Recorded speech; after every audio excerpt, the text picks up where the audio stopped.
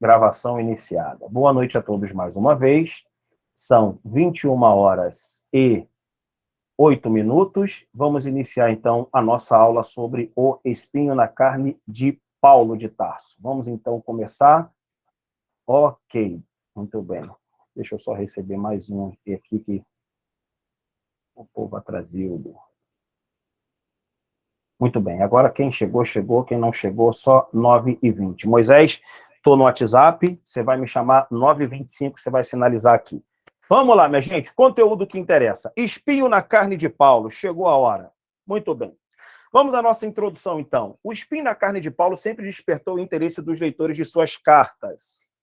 A era dos pais da igreja e os reformadores foram mais dedicados ao assunto e eles nos legaram ao menos 3 linhas de investigação. Então, vamos lá. Nós temos 3 linhas de investigação, ou por que não dizer assim, 3 caminhos para se compreender o significado do espinho na carne de Paulo de Tarso. O primeiro, nós temos uma linha baseada em diversos dados, ok? Uma linha baseada em diversos dados, seria nosso primeiro ponto de investigação. O segundo, uma linha baseada em dados de Lucas e de Paulo, tá certo? Em dados de Lucas e de Paulo. Então, eu acho que Lucas fala alguma coisa e Paulo também fala alguma coisa a respeito disso, evidentemente.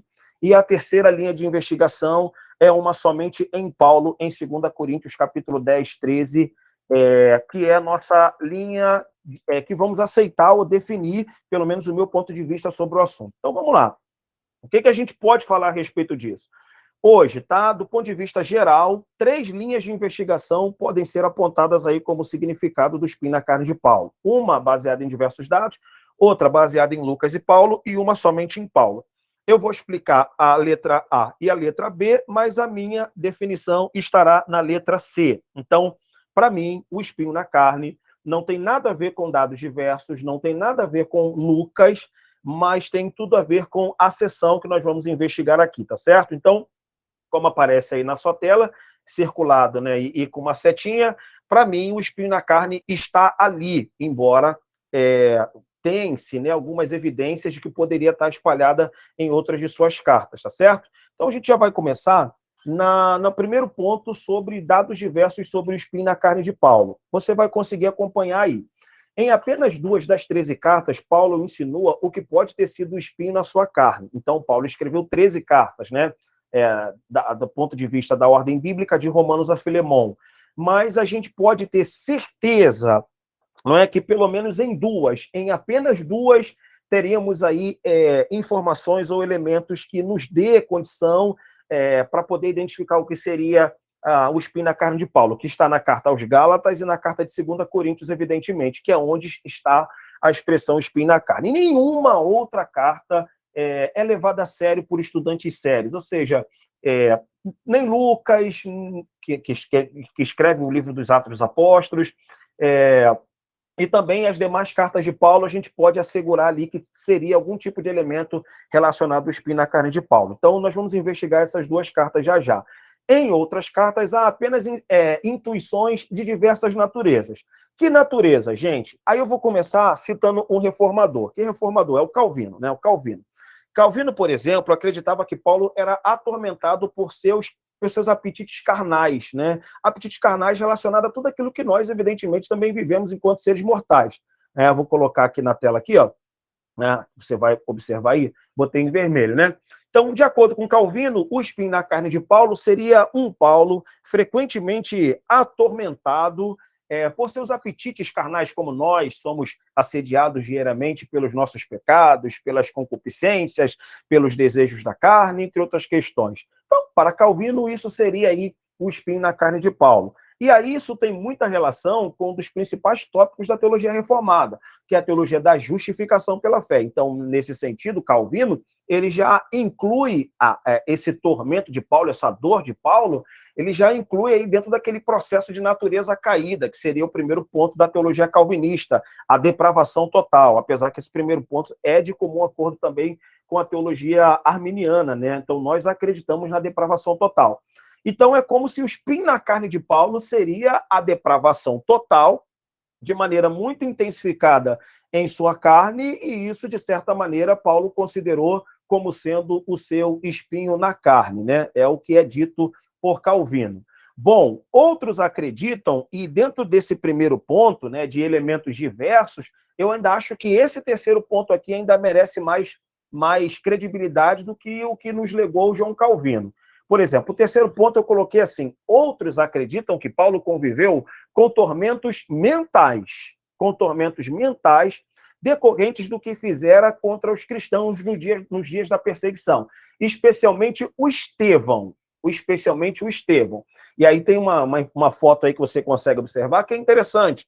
Né? Você tem aí, né, os homens apedrejando o Estevão, e lá o Saulo, lá no cantinho da imagem, sossegado, olhando, observando tudo aquilo como se tivesse consentindo, e o texto de Lucas diz que de fato ele consente, mas parece então que depois ele viveu ali algum tipo de tormento, não é? E precisamos considerar uma coisa, minha gente, precisamos considerar o seguinte: o Lucas, de fato, trabalha um Paulo meio que atormentado, como se ele estivesse fora da sua sanidade mental no dia da sua conversão. Eu até coloquei isso aqui, ó.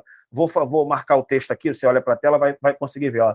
Como se ele não estivesse nos dias de sua sanidade mental. E aí a gente consegue observar, por exemplo, que quando o Saulo se converte, quando o Saulo tem um encontro com o Senhor, né, parece que de fato ele está um pouquinho atormentado por tudo que ele acontecera, ou pela seriedade com que foi o evento da morte do Estevão, e ele não queria aceitar aquela situação. Inclusive, nós já falamos sobre isso numa outra ocasião, então acho que eu não preciso repetir isso aqui.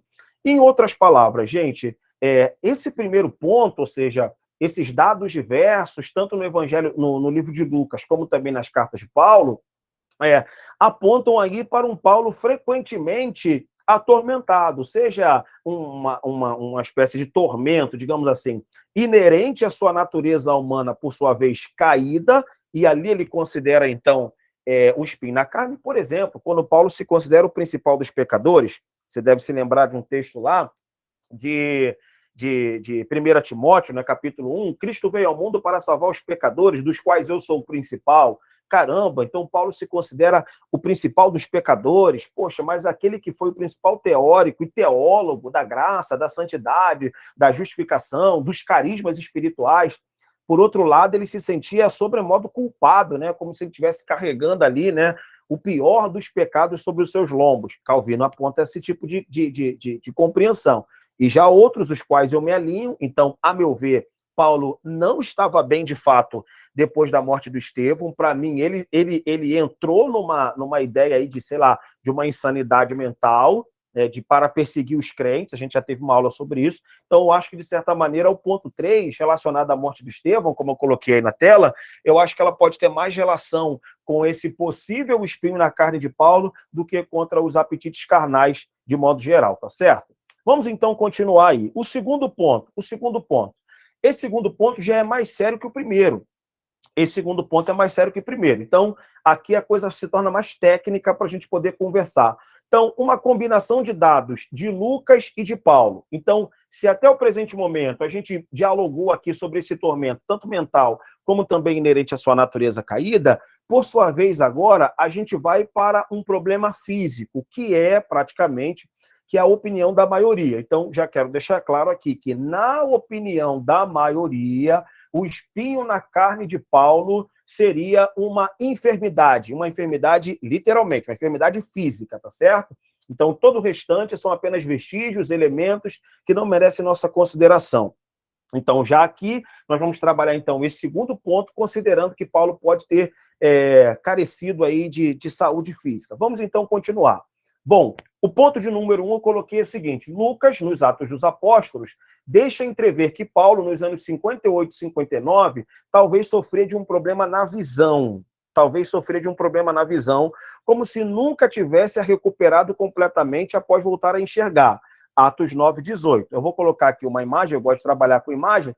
Essa é uma imagem arte sacra, que dá uma ideia, por exemplo, né, do dia do batismo do Paulo, né? Então, eu amo arte sacra, eu adoro observar imagens assim. É claro que isso aqui é uma ilustração, então você consegue observar o Ananias, e você tem aí o Ananias batizando o Paulo, provavelmente um batismo de aspersão, Paulo está com roupa de cidadão romano, e não de soldado romano, e atrás você tem aí também soldados, né? Soldados romanos, como se estivesse ali, né? Apoiando ali a conversão e o batismo de Paulo. E provavelmente um batismo ali é um batismo de aspersão. Beleza, beleza. Por ora, o mais importante é entender que algumas pessoas vão seguir essa lógica. Olha, será que o Paulo, depois de ter sido curado pelo poder do Espírito Santo manifesto no Ananias de Damasco, voltou a enxergar completamente? Bem, Lucas parece dizer que não. Lucas parece dizer que não. E ele vai preparar um momento para isso. Olha o que eu coloquei no ponto B.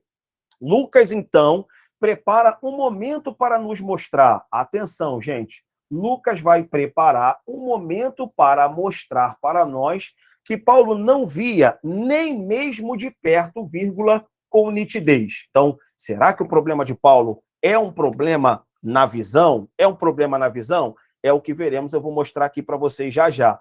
Explica-se, então, que a visão de Paulo foi se agravando conforme avançava a sua idade, depois de quase 30 anos de ministério, ok? Então, essa é uma hipótese de grande consideração, gente. Não estou tirando isso da minha cabeça, não. Então, você tem informações abundantes aí para você chegar a esse nível de compreensão aí. Então, provavelmente uma cegueira, vamos constatar, não recuperou a visão completamente. O que está acontecendo com ele? Eu tenho um versículo aqui para poder mostrar para vocês. Atenção, gente. Esse texto que aparece na sua tela já é o texto bíblico. É o texto bíblico. Atos 23, versículos 1 ao 5. São 21 horas e 20 minutos. Eu vou dar uma paradinha aqui para poder receber os atrasados. Deixa eu receber aqui os atrasados. Muito bem. Ó, e tem gente chegando. Maravilha. Recebi mais gente aqui. Ok. Vamos lá. Gente, então, como eu disse para vocês, isso aqui é o texto bíblico. Atenção para o seu texto. Você pode pegar a sua Bíblia também. Isso é um texto de Lucas, Atos 23, verso 1 ao 5. Paulo, fixando os olhos no Sinédrio, disse: meus irmãos, tenho vivido até o dia de hoje com consciência limpa diante de Deus. Mas Ananias, o sumo sacerdote, mandou que os que estavam perto de Paulo que lhe batessem na boca. Então Paulo lhe disse: Deus há de ferir você, parede branqueada. Você está aí sentado para me julgar de acordo com a lei e contra a lei, ordena que eu seja agredido? E os que estavam ali perguntaram a Paulo: você está insultando o sumo sacerdote de Deus? Paulo respondeu: eu não sabia que ele era o sumo sacerdote, porque está escrito: não fale mal de uma autoridade do seu povo. Observando esse texto, algumas coisas nos chamam a atenção. A primeira, olha para a tela, Paulo fixando os olhos no Sinédrio. Então, Paulo fixando os olhos no Sinédrio. Paulo está lá, está perto de um lugar onde ele conhecia, de um reduto onde ele um dia pertenceu. E diz o texto bíblico que Paulo, fixando os olhos naquele lugar, tentou arrazoar a respeito da defesa do evangelho que ele acreditava, ok? E aí, então, o sumo sacerdote Ananias manda ferir a boca de Paulo e Paulo simplesmente diz assim: Deus te ferirá, sua parede branqueada. Olha isso aqui, parede branqueada. Gente, esse texto aqui, ó, parede branqueada, está dizendo que Paulo está olhando para o cara. Parede branqueada era a indumentária dele, que, por sua vez, por ele ser um sumo sacerdote, era diferenciada. Ela era diferenciada. Quando Paulo chama ele de parede branqueada, quando Paulo chama ele de parede branqueada, está dizendo para nós, irmão, que Paulo está olhando fixamente para ele. E o texto diz para nós, Paulo fixando os olhos no Sinédrio. Deus te ferirá a parede branqueada. E aí o cara responde para ele dizendo o seguinte: Paulo, você ousa, porventura, insultar o sumo sacerdote de Deus? Olha o que Paulo vai dizer na setinha abaixo aí. Eu não sabia. Não sabia? Não sabia? Tem alguma coisa estranha aí. Paulo, fixando os olhos no Sinédrio, olha para todo mundo. Está ali no reduto onde ele se conhecia. Todo mundo sabe que o sumo sacerdote tinha roupa específica e cadeira específica. O sumo sacerdote manda que alguém fere a boca do Paulo, provavelmente o capitão do templo. Paulo responde para o cara: Deus te ferirá, sua parede branqueada. Deus te ferirá. Aí ele: você tá insultando o sumo sacerdote. Ih, rapaz, eu não sabia que era o cara, não. Como assim não sabia? Então, para alguns especialistas, Lucas separou o momento no livro de Atos dos Apóstolos para mostrar para nós, leitores, uma falta de visão nítida de Paulo de Tarso. E aí você consegue observar no ponto 2. No ponto 2, olha aí, ó. Lucas, então, prepara-nos um momento para mostrar que Paulo não via, nem mesmo de perto ele via, ok? Ou seja, ele não conseguia enxergar com nitidez. Deixa eu receber mais gente aqui. Ok. Recebi mais pessoas aqui. Maravilha. Então, gente, eu vou dar oportunidade para a gente conversar já já. O mais importante é a gente compreender esse raciocínio. Eu, antes de conhecer a teoria que eu vou apresentar para vocês, não vou negar. Eu defendi esse ponto de vista. Olha, gente, o espinho na carne de Paulo, de fato, aí aponta para algum tipo de enfermidade física. Então, sei lá, cara, Paulo... Aí eu fico até a pensar nisso. Segura aí para quando a gente abrir o diálogo aqui. Cara, será que Deus não curou ele completamente? Será que a cura foi imperfeita? Olha aí a imagem. Será que foi imperfeita? Como é que é esse negócio aí?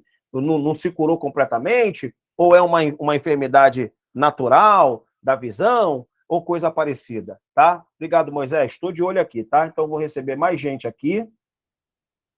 Ok? Então, gente, realmente me soa um pouco estranho ler esse texto de Lucas e Paulo não compreender. Repito, isso aqui não é opinião minha, não. Eu disse isso lá no início. Todas as informações que eu estou dando aqui pode ser tecnicamente rastreada.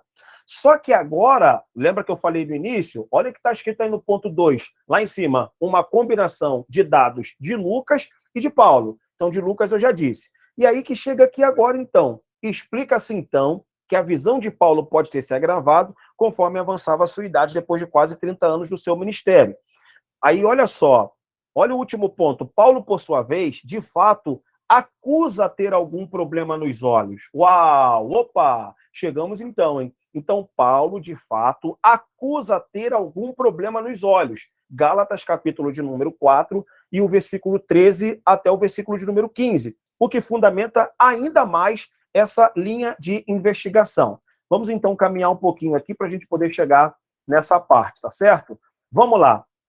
Vai aparecer na sua tela o texto bíblico, né? Para você até evitar, digamos assim, né? De ler o texto bíblico para não perder o foco. Olha o que eu coloquei na tela, o texto de Paulo, abre aspas, e vocês sabem que eu lhes preguei o evangelho pela primeira vez por causa de uma enfermidade física. Vou rasurar aqui, ó.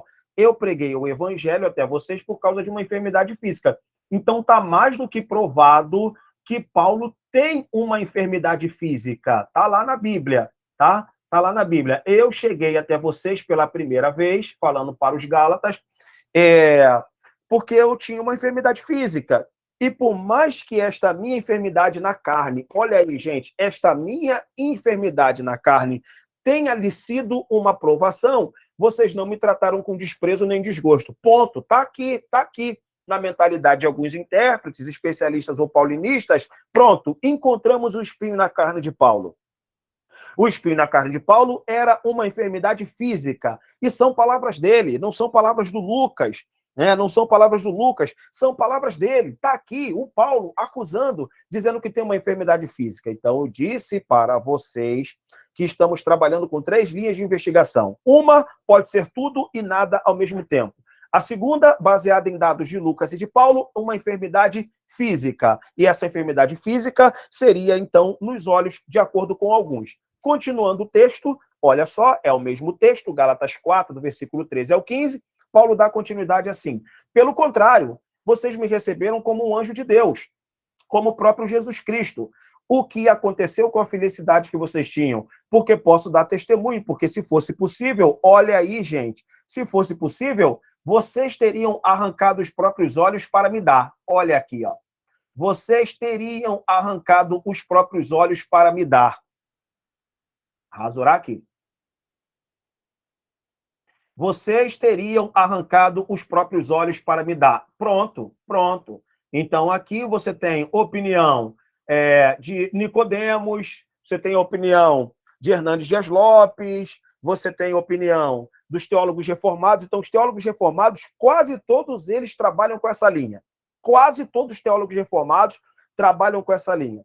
Pentecostal, infelizmente, pentecostal precisa estudar mais teologia bíblica. É só pentecostalismo no meio pentecostal, o que me chateia. O que me chateia. Eu acho que pentecostal gosta de Bíblia. Pentecostal que gosta de Bíblia quer checar texto bíblico. É o que eu penso, tá? Então, a gente trabalha aqui na nossa plataforma aqui com o nosso curso de teologia bíblica. Então, está provado aqui, gente. Está provado aqui. Está provado que Paulo está dizendo, olha, essa enfermidade física, ela provavelmente ela se deu nos meus olhos, e vocês, Gálatas, vocês me acolheram tão bem, mas tão bem, mas tão bem, que se fosse necessário, vocês arrancariam os olhos para vocês darem esses olhos para mim, porque eu estou enxergando muito mal.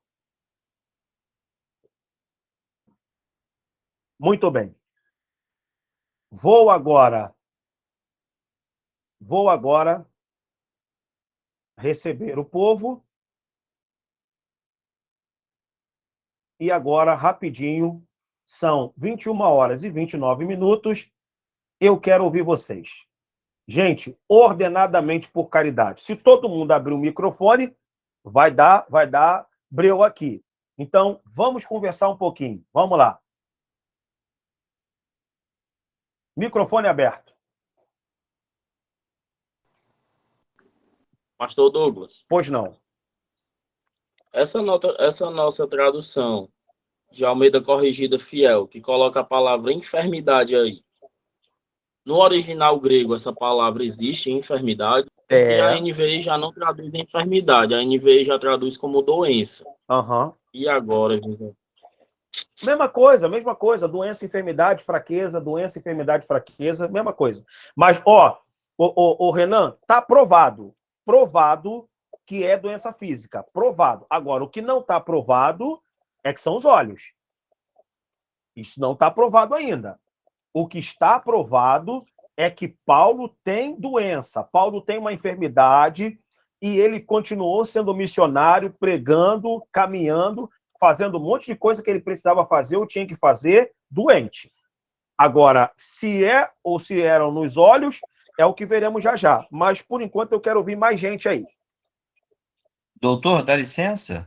Pois não. Aqui, na própria carta aos Gálatas, capítulo 6, versículo 11, ele fala assim, ó, vede com que grandes letras vos escrevi por minha mão. Já é também um indício, né, que ele tinha um pouquinho de dificuldade. Vede com grandes letras eu vos escrevo. Exato. Ou seja, Paulo está escrevendo, digamos assim, né, com letras garrafais. Então, mas isso não responde muita coisa.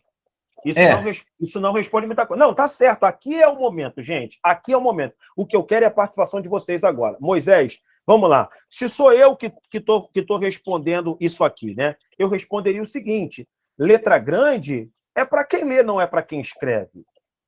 Então, me parece que quando eu digo assim, estou escrevendo com letra grande não é para mim que estou escrevendo, é para o leitor, pô. É para o leitor. Então, a preocupação do Paulo, a meu ver, em escrever letras garrafais, não é para ele, não, pô. É para os caras que vão ler, que ele quer que fique ciente. Pessoal, estou escrevendo com letras grandes, que é para que fique claro o recado que eu estou dando para vocês. Então, ele não escreve de letra grande para ele ler sua própria carta. A carta é enviada.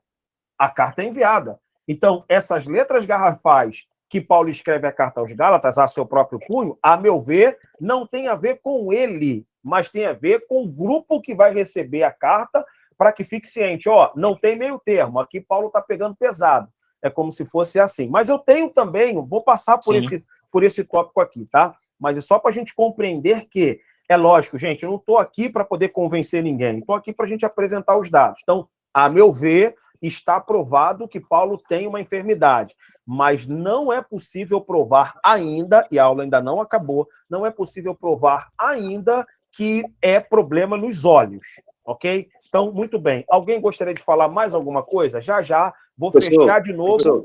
Vamos lá. Professor. Pois não. Em alguma delas também, algumas cartas de Paulo, ele usou escribas para escrever. por ele. Isso, amanuense, isso. Romanos 16, 22. Eu, Técio, que esta carta escrevi, vos salve do Senhor. É Exato. muitas especulações, né? Exato. Então, eu, Tércio, que escrevi essa carta. Então, Tércio era amanuense. Gente, há uma diferença de autor e escritor, tá? Então, autor é o dono da carta, o escritor é o cara que escreve. Então, por exemplo, eu posso ser autor do livro e não ter sido escritor, pô. A ideia é minha, mas não foi eu que coloquei no papel. Então, existe isso, tá? Por exemplo, eu que escrevo meus próprios livros. Sou eu mesmo que escrevo meus próprios livros. Mas eu conheço um montão de gente aí que é autor fantasma. Quer dizer, que o autor é original, mas o escritor é fantasma, o cara que escreveu um livro de outra pessoa. Então, na verdade, a carta aos Romanos, as colocações são de Paulo, mas provavelmente ditadas, e aí, então, o amanuense vai redigir a carta e ela se torna, então, o documento da carta aos Romanos, beleza? Mais um minutinho aí, alguém quer falar alguma coisa? Douglas, se me permite? Pois não. Então, não, com relação a esse comentário anterior do nosso irmão sobre Tércio ter escrito carta de Paulo, a meu ver, tá? Eu sei que o tópico vai dar prosseguimento, mas cartas de Pedro também são escritas por outras pessoas, como Silvano, por exemplo. Então, tipo assim, isso não seria, em princípio, né, um indício de que Paulo teria problema de visão, né? Exato. Não é porque você... Obrigado, Matheus. Você vê lá o Silvano escrevendo a carta de 1 Pedro. Verdade, porque as cartas eram ditadas, gente. As cartas eram ditadas porque normalmente eram homilias. Alguns documentos do Novo Testamento, por exemplo, a carta aos Hebreus é pregação. O texto diz lá, mais abreviadamente escrevi essa exortação. Então, a carta aos Hebreus, todo mundo pensa, a carta aos Hebreus é uma teologia. A carta aos Hebreus é uma homilia. A carta aos Hebreus é uma homilia. Alguém ditou, alguém estava pregando e o camarada está fazendo o processo de redigir o documento, beleza? Mais uma pergunta e a gente volta para o nosso conteúdo. Vamos lá. Alguém mais?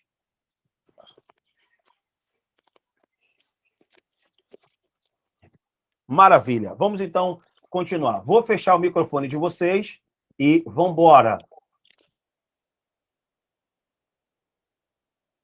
Ok.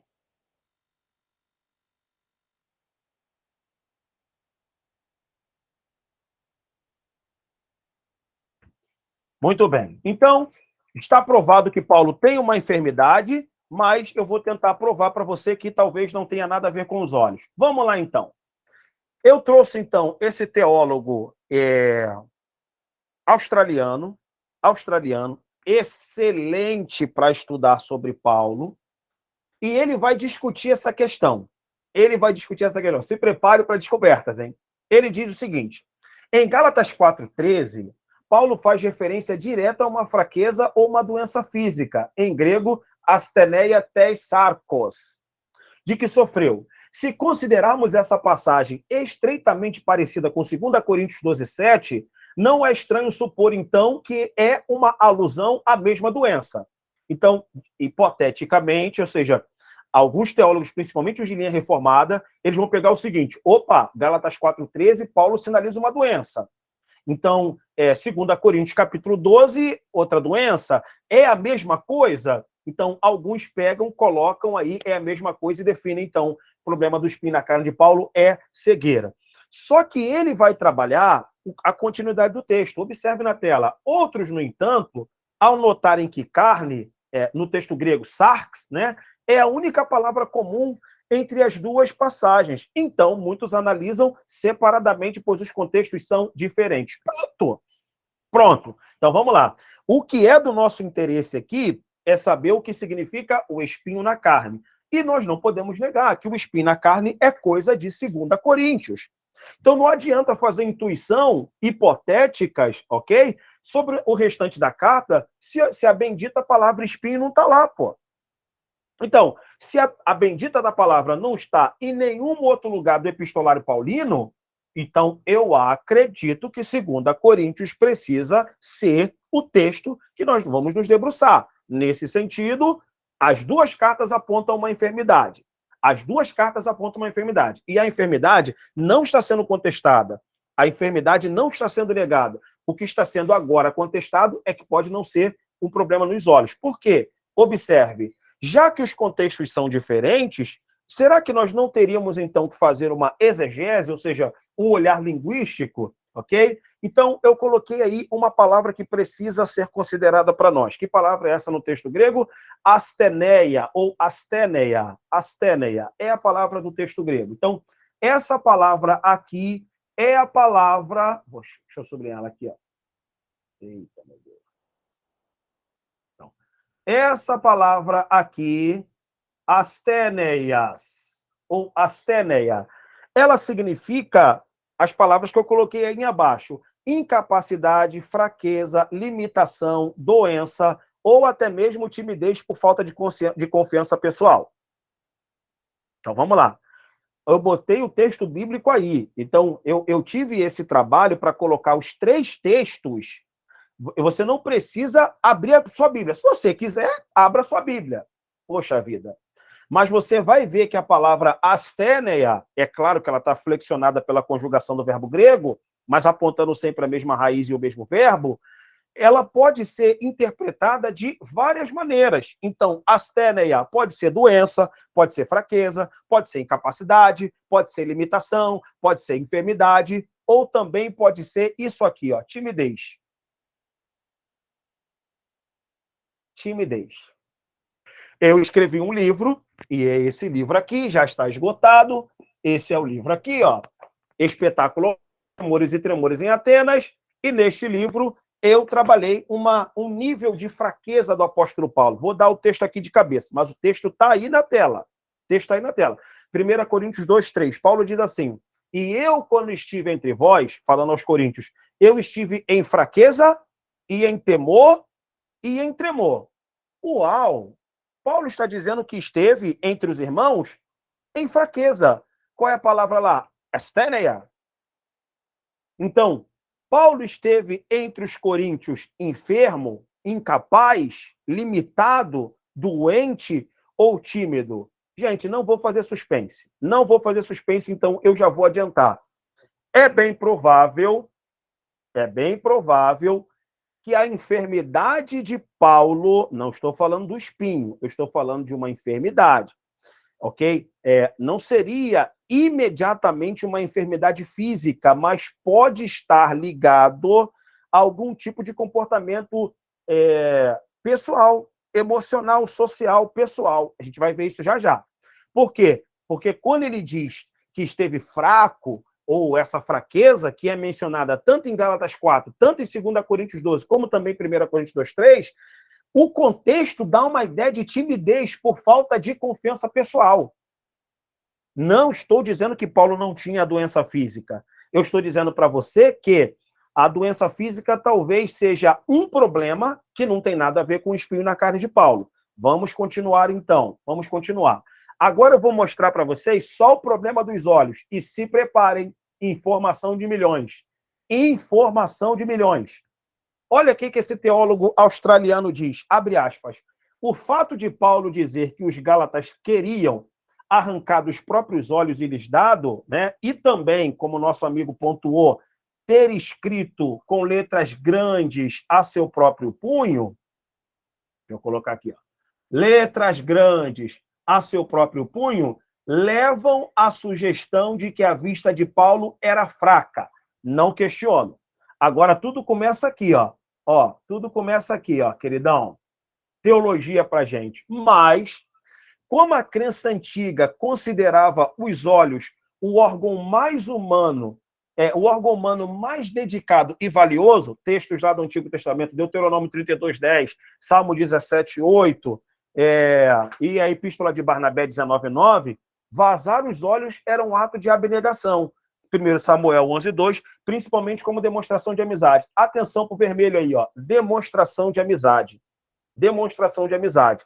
Então, se é uma demonstração de amizade, é improvável que Paulo só quisesse dizer aos Gálatas que é provável que Paulo só quisesse dizer aos Gálatas que eles estavam preparados para dar os olhos, como dizemos que estamos preparados para dar o braço a torcer por um amigo especial. Vou repetir. Então, quando o Paulo diz assim, ó, gente, e vocês não ignoraram isso que para mim era uma enfermidade, porque se vocês pudessem, vocês arrancariam os olhos de vocês para dar a mim. Tá. Isso, segundo esse autor, não quer dizer que Paulo está com problema nos olhos, porque isso era uma expressão metafórica. Metafórica do quê? De demonstração de amizade. E é uma demonstração de amizade, quando eu descobri isso, eu caí para trás. Por quê? Porque há um texto no Antigo Testamento falando sobre isso. Eu queria que todos vocês abrissem agora o texto de 1 Samuel, capítulo de número 11, por favor. E agora eu queria que vocês abrissem a Bíblia mesmo. 1 Samuel, capítulo 11, deixa eu pegar minha Bíblia aqui. 1 Samuel, capítulo de número 11, enquanto eu abro, eu vou receber mais atrasados aqui. Ok, deixa eu receber aqui, tem mais gente atrasada. Ok. Muito bem. Então, vamos lá. Quando eu descobri isso, poxa, eu caí para trás. 1 Samuel, capítulo de número 11, olha aí. 1 Samuel, capítulo de número 11 e o versículo de número 1 e 2. Deixa eu achar aqui, rapidinho. Eu vou ler para vocês. Muito bem. 1 Samuel 11 diz assim: Então subiu Naás, o Amonita, e sitiou a Jabes Gileades. E disseram todos os homens de Jabes a Naás: Faze aliança conosco e te serviremos. Faze aliança conosco e te serviremos. Porém, Naás, Amonita, lhe disse: Com esta condição, farei aliança com vocês. Qual é a condição da aliança? Qual é a condição da aliança? Que cada um de vocês, ou que todos vós, arranque o olho direito, e assim ponha esta afronta sobre todo Israel. Pronto, eu só preciso dessa informação. Então, tem pessoas aqui que estão querendo fazer uma aliança política para militar contra Israel. E qual foi a aliança política? Olha para a tela, eu coloquei aí, ó, o quadradinho, demonstração de amizade. Que tal cada um de vocês arrancarem o olho como sinal de fidelidade ao Senhor? Não é o Senhor Deus, é ao Senhor daquela ocasião. Então, que tal, então, cada um de vocês vazarem os olhos? Um olho, tá bom? Então, cada um tinha que furar o seu próprio olho para poder fazer uma prova, um juramento de aliança política para militar contra Israel. É exatamente nesse contexto que surge o rei Saul. O rei Saul. Olha aí, minha gente, olha aí.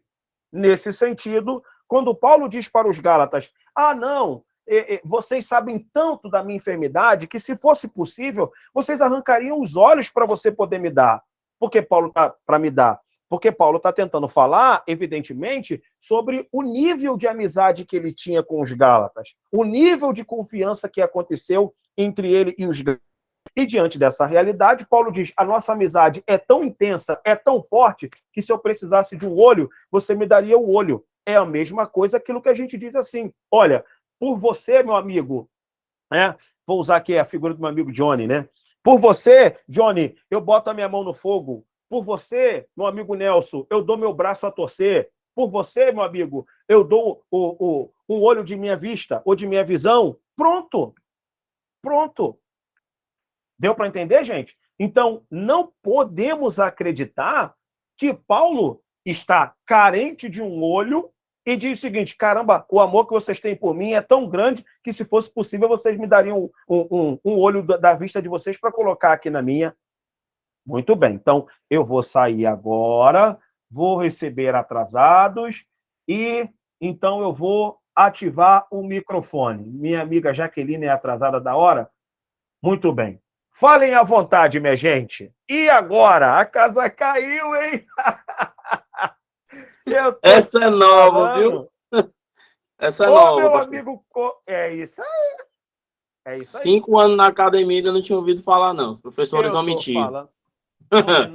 Ô Renan, eu já te falei 500 vezes, mas eu não vou falar mais. Já falei 500 vezes, irmãos, eu com muito respeito, mas pode estudar aqui que esse mortal aqui pesquisa, esse mortal aqui investiga. Não sou o melhor, é claro, mas eu ofereço curso de teologia, preço popular de seminário de igreja, e dou aqui informações para você, aqui, ó. Tudo isso aqui, ó. Lógico, eu não li tudo. Mas, cara, eu não compro livro de enfeite, não. Não estou dizendo isso aqui para ninguém, pelo amor de Deus. Eu estou mostrando para vocês que a gente está seguindo um caminho de investigação que é seguro. Eu dei um teólogo aqui de peso que está dizendo o seguinte, olha, cara, pode ser que isso tenha vindo lá do Antigo Testamento. Nesse sentido, Pedir um olho pode ser uma demonstração de aliança e pode ser uma demonstração de fidelidade. Irmão, conta isso aí, conta isso aí, crente. Fala comigo. Pode falar, alguém pode falar aí. Pastor Douglas, Marilda. Pois não, irmã Marilda. Caramba, desculpa a expressão, a casa caiu mesmo e feio. O senhor fez o máximo, o senhor varreu a minha cabeça, a minha casa, a minha mente. Então, mas a gente... Eu amei teologia, eu amo por causa das suas aulas. Meu Deus, eu mexe, entendeu? Eu nunca vou me esquecer do meu primeiro dia de aula, que o senhor veio perguntar qual era a cor de Adão. Eu fiz um reborrido ali naquela sala. Então, agora Exato. A casa caiu mesmo. Pois é. E ainda tem muita coisa para a gente ver. Mas, gente, eu quero ouvir vocês. Olha só. Vocês não são obrigados a concordar, é sério. Mas me responda uma coisa. Procede ou não procede? Procede. Procede. Com certeza procede. Eu acho que procede. Ô Douglas, com relação a Gálatas, procede. Mas e quanto ao texto de Atos 23, ao que o Lucas falou? Então, vamos lá. Eu não estou negando que Paulo tenha problemas de visão. O que eu estou negando é que o problema de visão não é o espinho. Ah, tudo bem. Entendeu, meu amigo Mateus? Então, vamos lá. Deixando claro, para mim, Paulo tinha problema de vista, sim. Agora, porque Lucas está apontando lá uma deficiência. Agora, eu não acredito que o espinho na carne era um problema de visão, não. Exato, Nelson. Entendi. Então, essa é a segunda. Eu vou apresentar a terceira, que é a que eu creio. Então, eu vou apresentar... Então, olha só, eu vou terminar a segunda experiência, a segunda linha de investigação, e vou dar início à terceira. O que para mim hoje não faz mais sentido, e eu quero deixar claro para vocês, eu já defendi a ideia de que Paulo, quer dizer, já defendi a ideia de que o espinho na carne era um problema de visão. Já defendi, mas aí a gente vai lendo. A gente vai ganhando leitura, a gente vai ampliando, maximizando a nossa capacidade de compreensão. Então, hoje, praticamente, que eu abandonei essa segunda linha aí, né, que eu repito para vocês, né, é muito majoritária e ela é muito levada adiante aí pelos reformadores, né? Então, os reformadores, eles levam adiante essa ideia aí de que o problema de Paulo era um problema de visão, tá certo? O espinho na carne de Paulo era um problema de visão, tá certo? Eu queria, então, apenas a concordância de vocês, é claro que não é obrigado, mas está todo mundo compreendendo aqui, pessoal? Está conseguindo pegar aqui? Tá fácil? Tá difícil? Sim. Fala, Sim, tá pegando. Amém, meu irmão, tá fácil. Amém. Mas eles têm base para eles poderem ter uma noção disso? Qual a base que eles têm? Você pode me dizer? Não, mas que base? Base para quê? O quê? Esse espinho na carne de Paulo? Então, eu estou explicando. Eles baseiam a definição do espinho na carne de Paulo considerando essa enfermidade na vista. Então, só que eu digo, em nenhum momento ele mencionou o espinho na carne de Paulo. O espinho na carne só é mencionado no capítulo 12 de 2 Coríntios. E eu vou chegar lá ainda. Sim. Então, eles trabalham a hipótese baseada nessa somatização de elementos, para dizer, olha, é uma enfermidade física, é visão. O espinho na carne de Paulo é uma visão. Mas calma aí, vamos ver o que diz lá 2 Coríntios, capítulo de número 12. Tá? E eu estou fazendo esse suspense para chegar lá, se é uma informação, a meu ver, importante, mas ela não é mirabolante não, gente. Não é mirabolante não. Mas eu acredito que vocês precisam saber. Vocês precisam Douglas. saber. Vão ficar sem saber até quando? Douglas, Fala, Célio. Até ele chegar lá, que ele falou.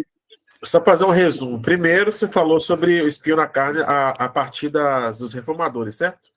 Não, a primeira eu trabalhei uma hipótese geral, ou seja, Célio, geral.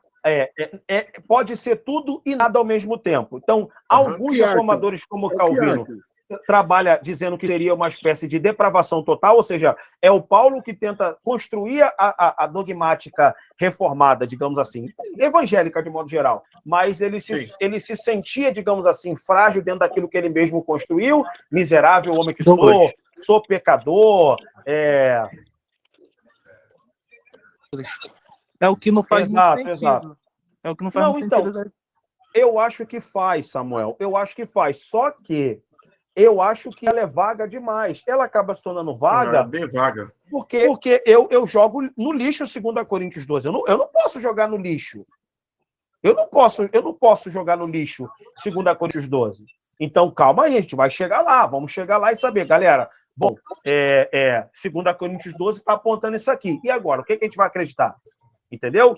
Então, essa é a primeira linha. Então, a primeira linha, aí a coisa aumenta. O Paulo era atormentado por demônio, era atormentado pela sua própria consciência, era atormentado pelo pecado, e segue essa linha aí do tormento, entendeu? Segue essa linha do tormento. E a segunda é que eu estou apresentando aqui agora, que os reformadores e a teologia reformada, ela leva adiante isso aí. Então, eu posso dizer para vocês que teólogos reformados, não são todos, evidentemente, mas eles trabalham isso aí, beleza? Correto. Perfeito, Maravilha. Douglas, perfeito. Então, vou silenciar vocês aqui mais uma vez e vambora. Depois a gente conversa um pouquinho mais. Vamos lá. Continuando, então. Então, uma vez que a gente entende isso, vamos passar. Então, qual é a nossa conclusão? Está aqui a nossa conclusão. É inegável que Paulo, ao longo do seu ministério, foi acometido de enfermidades, talvez nos olhos. E assim, Lucas está correto quando mostra sua dificuldade. Porém, Gálatas não serve de base para afirmar sua queixa oftálmica, pois o texto pode ser o quê? Metafórico, como eu acabei de explicar lá, baseado em 1 Samuel. Primeiro Samuel, tá certo? Vamos lá. Outra informação. Além disso, sabe-se que Paulo escreveu cartas a punho, que é o que o texto que Moisés pontuou aí, né? Gálatas capítulo 6, acho que versículo 11. Então, escreveu cartas a punho.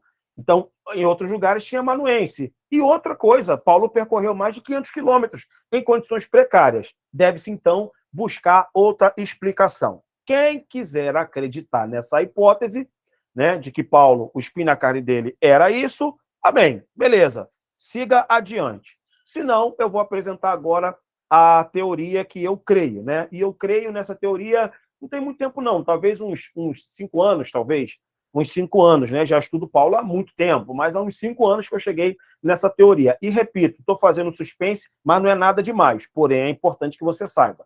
Vamos lá, então. Então, chegamos à parte 3 do nosso encontro. O espinho na carne de Paulo, na seção de 2 Coríntios, capítulos 10 até o capítulo 13. Vamos, então, iniciar a nossa aula. Nossa aula começa agora, né? Deve-se reconhecer, então, que 2 Coríntios 10, 13 representa uma seção de ruptura entre os capítulos 1 e 9, podendo até mesmo ser uma correspondência isolada. Não vou ter tempo de discutir isso aqui.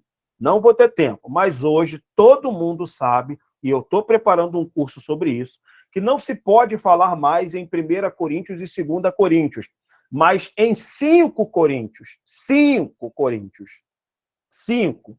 De tal maneira que hoje já não se fala 1 Coríntios nem 2 Coríntios, mas Coríntios A, B, C, D e E. Não vou explicar isso aqui. Isso aqui não tem nada a ver. Então, só para você entender. Tá na igreja? Irmãos, abra sua Bíblia em 1 Coríntios, abra sua Bíblia em 2 Coríntios. Mas hoje, quando a gente investiga essas 2 cartas, a gente encontra 5. E ainda uma da igreja de Corinto para Paulo. Então, na verdade, dentro das 2 cartas, é possível encontrar 6 correspondências.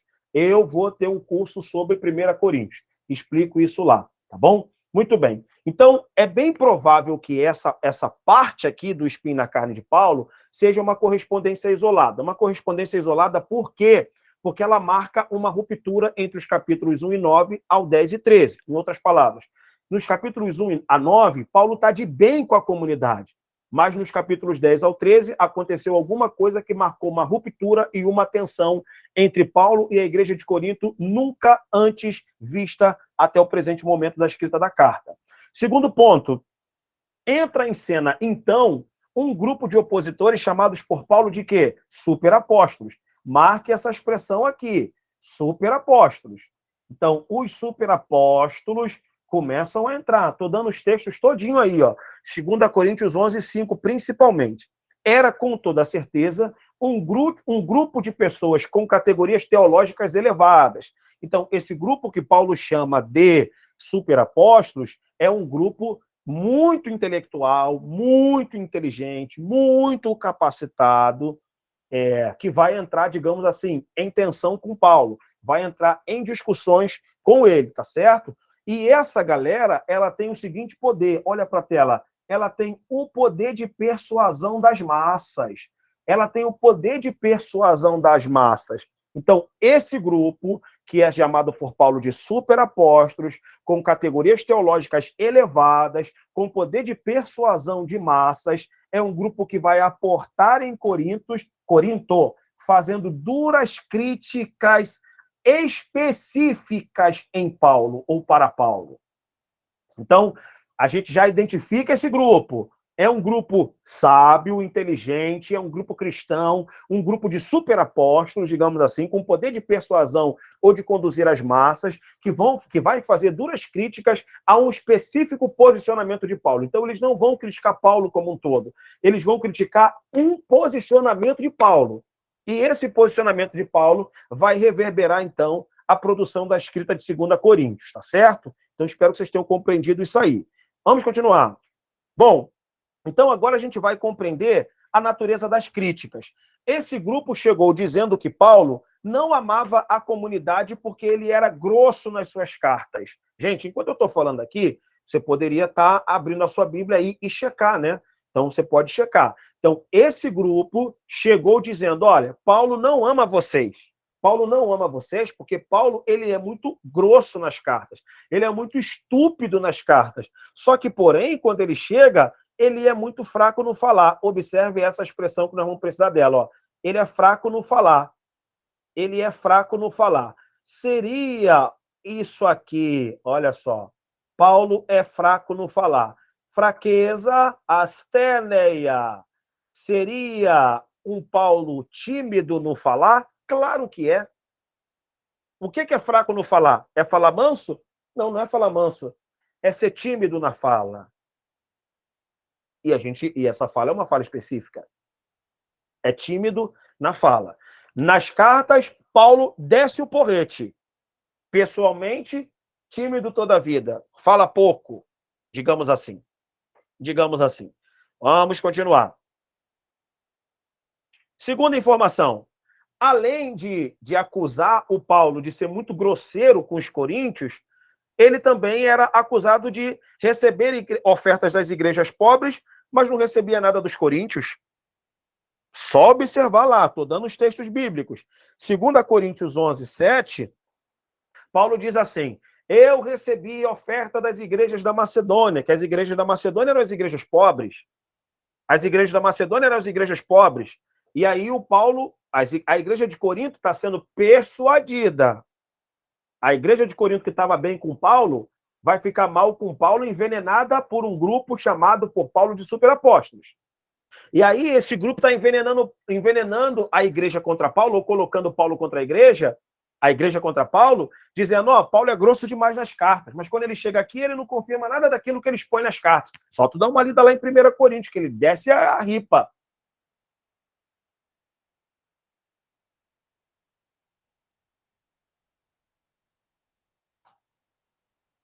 Que ele desce a ripa, ok? Então, ele é acusado de receber ofertas das igrejas pobres da Macedônia, mas as igrejas de Corinto, Paulo não recebeu nada. Paulo não recebeu nada porque Paulo não queria receber dinheiro da igreja de Corinto. E não queria por quê? Porque não queria ficar na mão deles. Só que esse grupo opositor chega na igreja dizendo o seguinte, sabe por que Paulo não recebe a oferta de vocês? Paulo não recebe a oferta de vocês porque Paulo não ama vocês. Paulo não ama vocês, ou seja, até agora há uma relação de muita desconfiança, de muita tensão. Então, acho que vocês deveriam abrir mão de Paulo. Essa era a natureza das críticas. Vamos continuar. Além disso, o grupo o acusava de ser ainda um desconhecido da igreja. Desconhecido da igreja porque Paulo evitava se auto-apresentar. Está aqui, gente. Estamos caminhando. Paulo, ele não queria se auto-apresentar. De fato, Paulo era tímido para isso. Mas Paulo só apresentava o quê? As suas marcas. As suas marcas em Cristo. Desde agora ninguém me inquiete, porque trago no meu corpo as marcas do Senhor Jesus. Tudo bem que isso aqui é lá em Gálatas, não tem nada a ver com 2 Coríntios. Então, a principal marca de Paulo, em sua própria ótica, para a igreja de Corinto, era a fundação da igreja e a expansão do evangelho. Resumindo, 2 Coríntios capítulo 10 até o 13, olha como é que eu estou suando bastante aqui, ó. Tem que botar um ar-condicionado. Em 2 Coríntios capítulo 10, dos capítulos 10 ao 13, está mostrando para nós, não é? Espero que você consiga ler, ou depois dessa aula você leia com maior atenção, não é? Que Paulo está sendo arrebentado por um grupo que Paulo chama de superapóstolos. Não pode ser os coríntios. Não pode ser os coríntios. Não pode ser os coríntios porque o movimento apostólico é um movimento primitivo, é um movimento de Jerusalém, mas também não quer dizer que são os apóstolos. Já dei o texto bíblico. É 2 Coríntios capítulo 11, versículo 5. Em nada fui inferior aos mais excelentes dos apóstolos. Ou em outras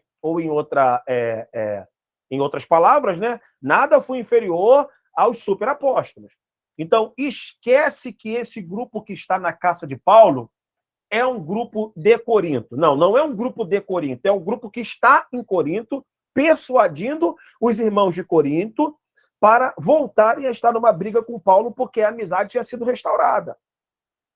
Então, essa galera tá botando lenha na fogueira. E aí tá dizendo, Paulo não ama vocês. Não ama vocês porque ele é grosso nas cartas, mas pessoalmente ele é tímido, né? Não quis receber a oferta de vocês. Vocês estão querendo ajudar Paulo e Paulo não recebe a oferta de vocês.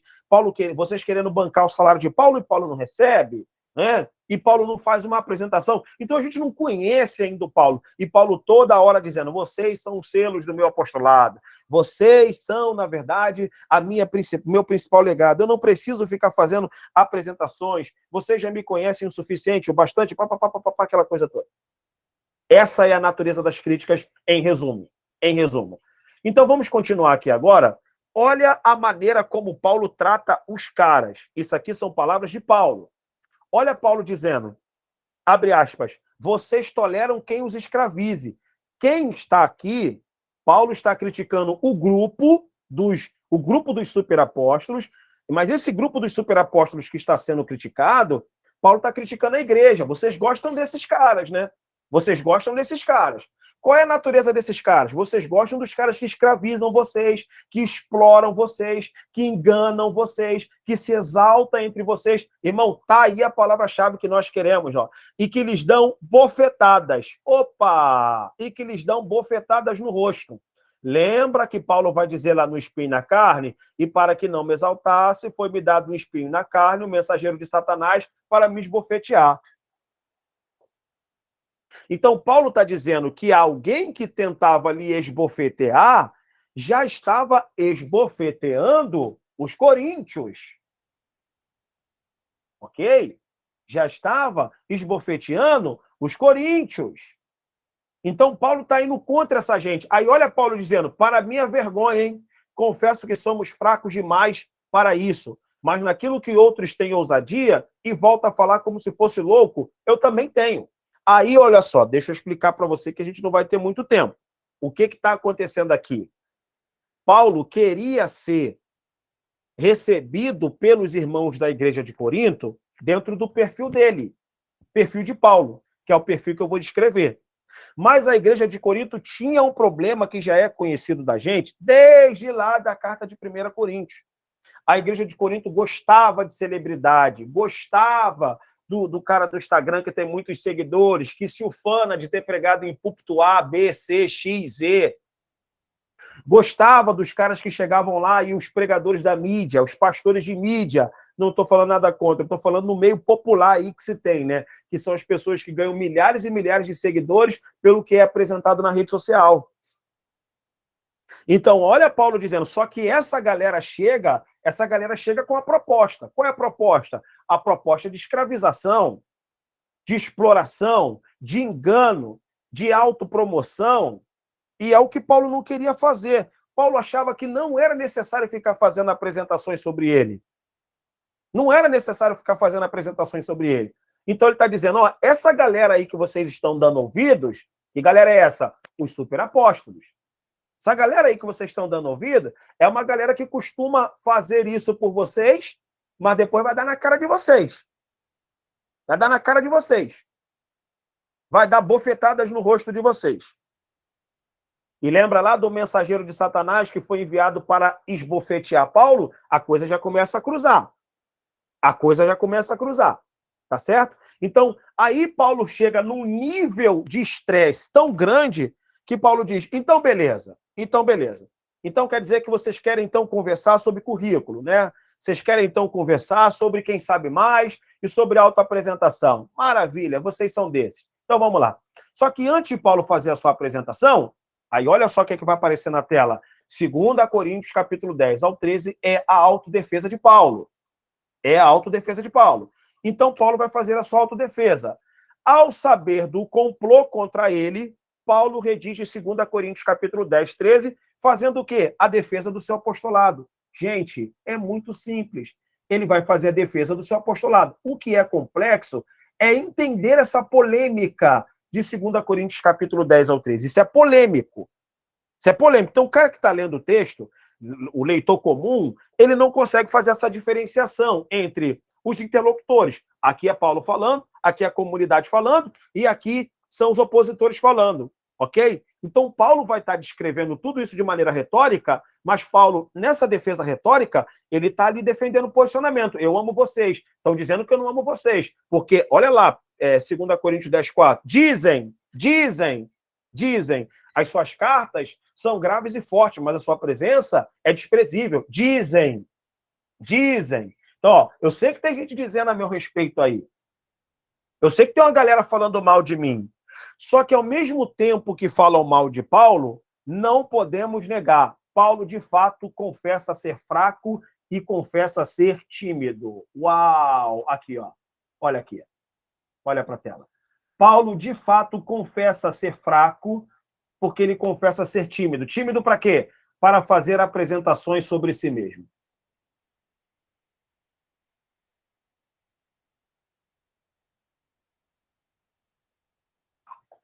Paulo confessa. Galera, realmente, eu vou dizer para vocês, hein? Eu não sou bom para fazer isso, não. Muito bem. Deixa eu voltar aqui.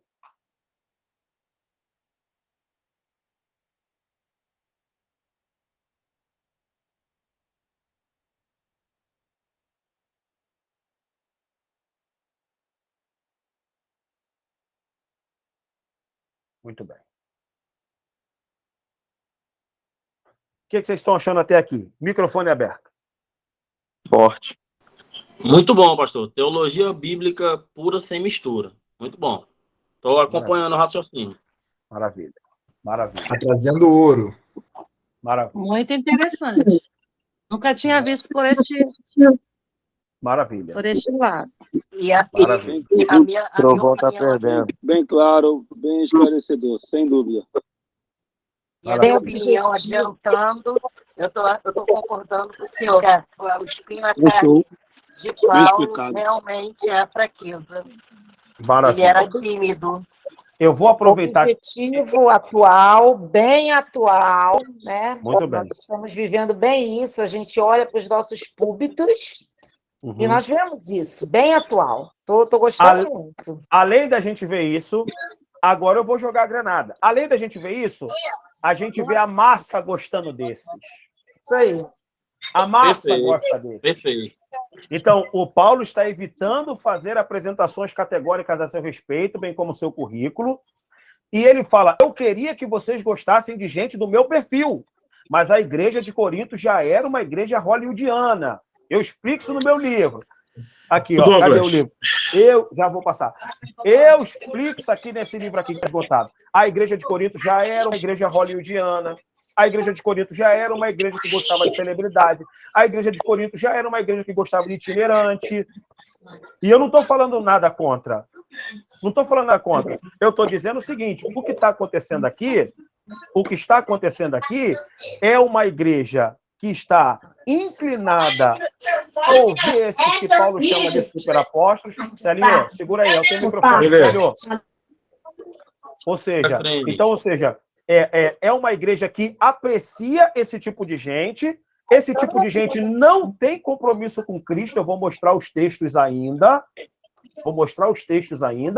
Mas o Paulo está preocupado porque a igreja gosta desses caras. Então já dá a entender que esse espinho na carne são esses mensageiros, né? Muito bem. Muito bem. Mas a gente vamos então, Leno, construir isso aí.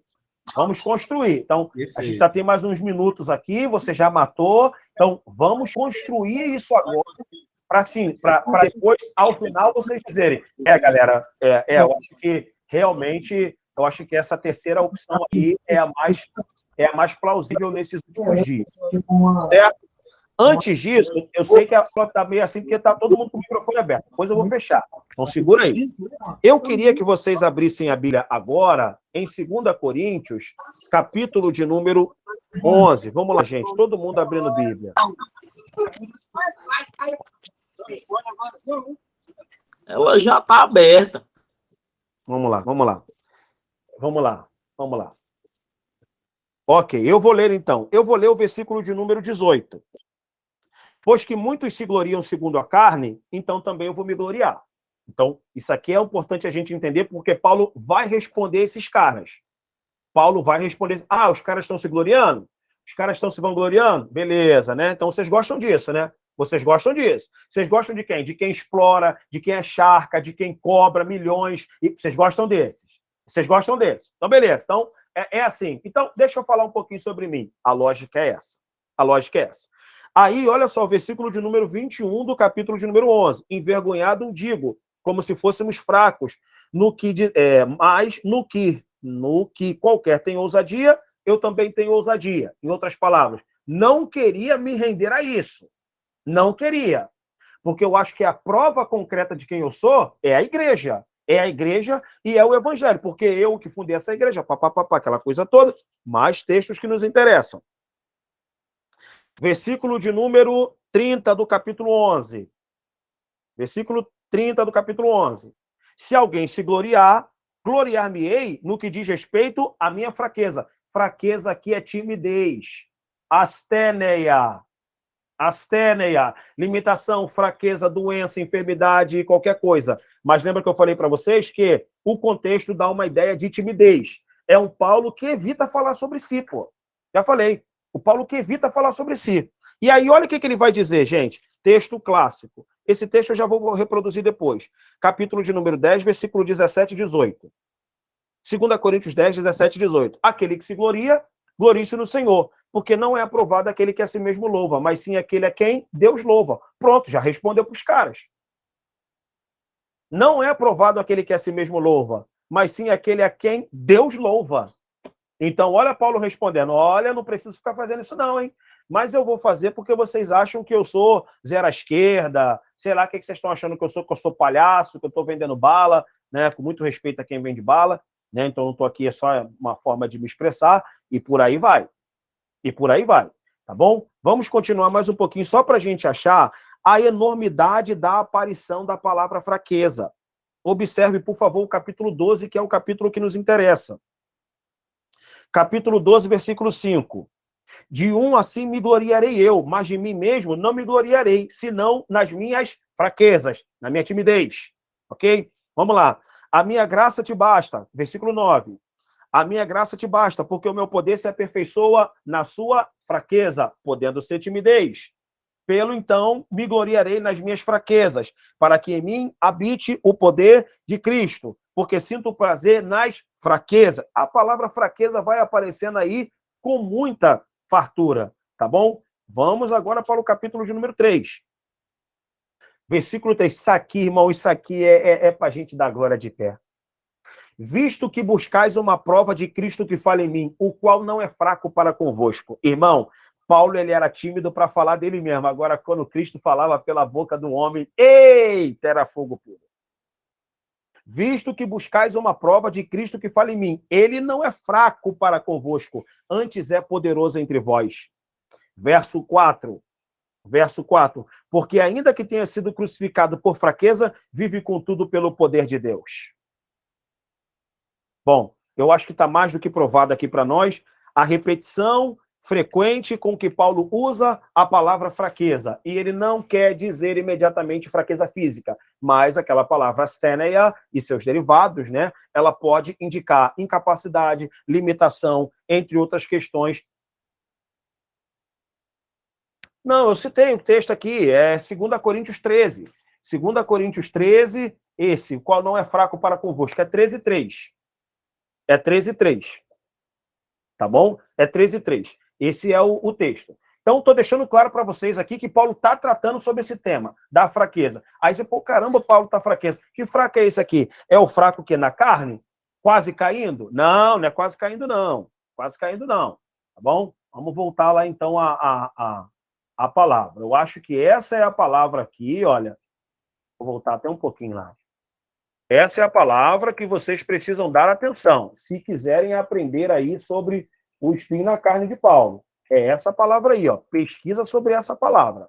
Astheneia, tá bom? Incapacidade, fraqueza, limitação, doença ou até mesmo timidez. Falta de confiança pessoal. Aí, olha só, Lennon, qual é a palavra que nós vamos utilizar? Pelo menos a definição. Aí é o contexto que vai dar, poxa. É o contexto que vai dar. Quando Paulo está entrando nessa discussão de ego, entre os superapóstolos e Paulo, dá a entender, evidentemente, que Paulo está evitando falar sobre si. Então, essa fraqueza dele não pode ser uma doença. Provavelmente essa fraqueza é uma timidez.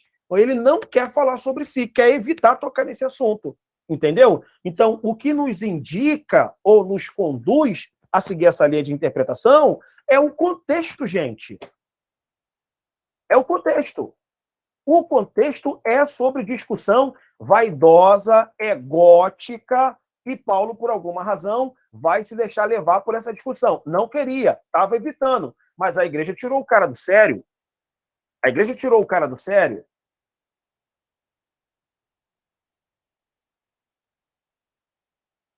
A igreja tirou o cara do sério. Então, vamos continuar aí, tá? Muito bem. Então, muito bem. Então, vamos lá. Então, essa é a defesa. Paulo confessa ser fraco, já apresentei. Para começar, Paulo retoma o livro do Gênesis. Começa a resposta de Paulo. Paulo é brabo. Para começar, Paulo retoma o livro do Gênesis, ao dizer que Eva foi enganada pela serpente, acusando o grupo de poder de persuasão, mas esse poder de persuasão não era o poder de persuasão que vinha do evangelho, era o poder de persuasão que vinha de Satanás. Já começa aí. Já começa pegando os caras. Paulo fala que o poder do evangelho é um poder de persuasão, mas é um poder de persuasão verdadeiro. Mas Paulo retoma o livro do Gênesis para dizer, cara, esses caras aí têm um poder de persuasão violento, hein? E sabe quem me lembra? Me lembra a serpente. Olha aí, minha gente. Que é isso? Olha aí a imagem que eu vou postar aí para vocês. Essa imagem aí, ó. É isso aí que lembra Paulo. É legal, hein? Rapaz, eu tô vendo vocês aí surfando na onda dos superapóstolos. Beleza, esses caras têm um poder de persuasão muito bom. E sabe o que eles me lembram? A serpente. Eles me lembram a serpente que enganou a Eva. Então, Paulo já começa a sua defesa batendo nos caras, identificando esses caras. Oh, meu Deus do céu! Ligando esses caras ao diabo. Espinho na carne, mensageiro de Satanás. Começa a conectar. No início do capítulo 10... Paulo já começa a ligar esses caras ao Satanás, pô. Já começa a ligar esses caras ao Satanás. E esses caras são chamados de falsos apóstolos ou obreiros fraudulentos, ok? Isso tudo por quê? Porque eles tinham poder de persuasão para poder conduzir a comunidade de Corinto, contra Paulo, evidentemente, ok? Mas era fora da natureza da persuasão do evangelho, ok? Então, uma dica de ligação, como eu coloquei aqui, isso é uma dica de ligação, olha aqui. Uma dica de ligação para decifrar o espinho na carne. Está aqui. Está aqui. Já começamos a levantar o assentamento. No capítulo 10, Paulo parece evitar fazer colocações a seu respeito, desejando manter-se humilde. No capítulo 11, porém, pediu licença. Pediu licença para a sua loucura, para dar licença, né, à sua loucura, e em seguida faz uma extensa apresentação sobre si. O que ele não queria fazer, Paulo, então, decide fazer no capítulo de número 11. No capítulo de número 11. Vamos continuar. Tem gente chegando agora. Muito bem. E aí, olha como é que Paulo responde, gente. Esses são os textos. Palavras de Paulo. Palavras de Paulo. Porque todo mundo já pregou esse texto, porque as armas da nossa luta não são carnais, mas são poderosas em Deus para a destruição das fortalezas. Então, vamos lá. Lembra que eu falei? A persuasão de Paulo, persuasão do evangelho. Persuasão dos caras, persuasão por influência pessoal, que por detrás tem influência do Satanás. E aí, olha o que Paulo deseja fazer. Ele deseja fazer essa argumentação cuja intenção é destruir raciocínios falaciosos. Lembra bem a serpente, hein? Lembra bem a serpente. Eu quero destruir esse falatório aí, que está acontecendo. Muito bem. Olha só. Temo que, assim como a serpente com a sua astúcia enganou a Eva, assim também a mente de vocês seja corrompida e se afaste da simplicidade. Ah, muito bem, muito bem. Então, o que Paulo está pedindo aqui, cavaleiros e damas, é que a gente continue mantendo a nossa simplicidade, seja diante de Deus ou diante dos homens. Essa simplicidade e purezas devidas a Cristo. Olha Paulo dizendo, caramba, vocês estão me obrigando a fazer esse papelão, hein? Vocês estão me obrigando a fazer esse papelão. Esse papelão, ter que apresentar quem eu sou, né? Ter que ficar falando a meu respeito. Eu sou tímido para isso, não gosto disso. Aí olha ele dizendo, capítulo 11, versículo 7. Será que cometi algum pecado por ter vivido humildemente entre vocês? Será que cometi algum pecado pelo fato de ter vivido entre vocês humildemente? Repara que eu não estou citando outro texto de Paulo, não. Estou citando tudo 2 Coríntios, dos capítulos 10 ao 13, é claro. Lembra que eu falei que é um texto que precisa ser analisado separadamente? Então, eu acredito que, como texto sem contexto, a gente sabe que é pretexto para problemas textuais. Então, evidentemente, a temática do espinho na carne só pode estar nesse contexto e não em Lucas e também não em Gálatas. Embora Lucas e Gálatas, que é de Paulo, precisa ser considerado. Então, como eu considero? Claro, Paulo tem problemas de enfermidade. Paulo tem problema de visão. Agora, isso não tem a ver com o espinho na carne de Paulo. O espinho na carne de Paulo é uma batalha egótica, gente. Egótica, de ego. Acredite se quiser. É o ego florescendo de um lado e Paulo tentando se privar para não corresponder na mesma moeda de outro, mas o cara perde a paciência e diz, agora digo, não o Senhor, mas eu mesmo. Suportai-me na minha loucura e na minha insanidade, porque vocês vão ver com quantos paus se faz uma canoa. E espero que vocês estejam gostando e acreditando. Então, aí, Paulo viu um dedo de Satanás por detrás. Diante disso, Paulo, então, vai contar a experiência do terceiro céu, que acontece há 14 anos. Gente, o Paulo é tão humilde, meu Deus do céu, o Paulo é tão humilde que até na hora de contar a experiência do homem, do espinho na carne, do terceiro céu, ele não diz explicitamente que é ele. Conheço um homem que é 14 anos. Se no corpo não sei, se fora do corpo também não. Caramba, meu irmão. Vou até abrir os microfones aqui. Calma aí. Vamos lá. Estão abertos os microfones. Olha só. Se sou eu, eu já tinha apresentado as credenciais para os caras. É lógico, se tivesse. Se tivesse. Irmão, se sou eu chego lá, meu irmão, quem é você? Você fundou quantas igrejas? Você pregou aonde? Você fez isso aqui. Não estou dizendo que eu represento esse nível. Eu só estou dizendo uma coisa, gente. Eu estou dizendo uma coisa. Olha para cá que eu vou dizer ao vivo. E tem gente aqui que eu admiro, tem pregadores e tem pregadoras aqui. Eu sei muito mais, umas 5, 10 vezes mais, do que uma meia dúzia de pregador aqui no Rio de Janeiro e no Brasil. Só que eu não posso negar que os caras têm uma experiência, uma estrada 1 milhão de vezes mais longa que a minha, pô. Eu vou dizer que esses caras não são de Deus? Eu vou dizer que esses caras não estão na visão? Eu não vou dizer, pô. Deu para entender? Eu sei, poxa, que eu estudei pra caramba. E eu ainda tô aprendendo, tô engatinhando no conhecimento. Mas, irmão, não tem como chegar e dizer assim, o cara que já pregou em centenas ou em milhares de igrejas, porque o cara não tem um curso de teologia, porque ele não é bacharel em teologia, ou porque ele nunca leu metade de um livro que a gente leu. que a gente vai chegar e jogar o cara no lixo, vai chamar de neopentecostal, vai chamar de herético, vai fazer o que for. Não, irmão. A gente precisa respeitar a história. A gente precisa respeitar a história. Olha, eu não concordo com o que você prega. Eu não pregaria o que você prega. Mas eu não vou jogar tua história no lixo, não, cara. Vou até aproveitar o canal. Tem muita gente que não me conhece pessoalmente e me chama de soberbo. Pô, Douglas é muito soberbo. Douglas é soberbo porque ele acha que estudou aqui, fez... Cara, quem me conhece sabe que eu não sou. Quem me conhece sabe que eu não sou. Entende bem? E eu jamais abriria a boca para poder dizer que pregador A, B ou C ou D sabe menos do que eu, portanto eu deveria estar melhor ou na frente do que eles. De jeito nenhum, cara. Eu vou desrespeitar a história desses caras? Eu vou desrespeitar a história? Não posso. Então, eles estão batendo em Paulo, batendo em Paulo, batendo em Paulo. Tudo isso que é Paulo não recebia dinheiro da igreja. Não gostava de fazer essas apresentações sobre ele. Paulo era grosso na carta. Mas a igreja de Corinto tem esse problema. A igreja de Corinto tem esse problema. Então, o que está acontecendo, meu irmão? Os caras estavam detonando Paulo. Aí Paulo evitando. Ele diz, quer saber, cara, eu não aguento mais. Não aguento mais. Agora, olha a apresentação de Paulo. Ele não vai apresentar, digamos assim, seu currículo acadêmico. Ele vai apresentar o seu currículo missionário, o seu currículo apostólico. Observe, capítulo de número 11 e o versículo de número 22. Capítulo 11, versículo 22 diz assim: são hebreus? Eu também. São israelitas? Também eu sou. São descendentes de Abraão? Eu também sou. São ministros de Cristo? Falo como fora de mim? Eu ainda mais.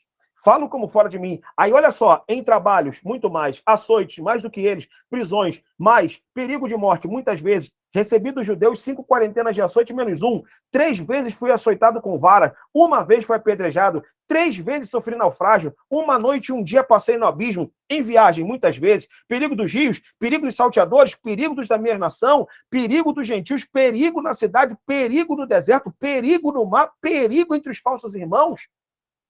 Em trabalho e fadiga, em vigília, muitas vezes, com fome, sede, jejum, muitas vezes, frio e nudez. Versículo 28, isso toca a minha alma. Além das coisas exteriores, me oprime a cada dia o cuidado com todas as igrejas de Deus. Quem enfraquece, que eu também não enfraqueça. Aí, olha só, se convém gloriar-me, gloriar-me-ei no que diz respeito à minha fraqueza. O Deus de nosso Senhor Jesus Cristo, que é eternamente bendito, sabe que não minto. Quem conhece Paulo sabe que quando Paulo usa esse texto aqui, ele está levando o seu nível de verdade para a instância superior. Em outras palavras, é como se estivesse dizendo, juro por Deus.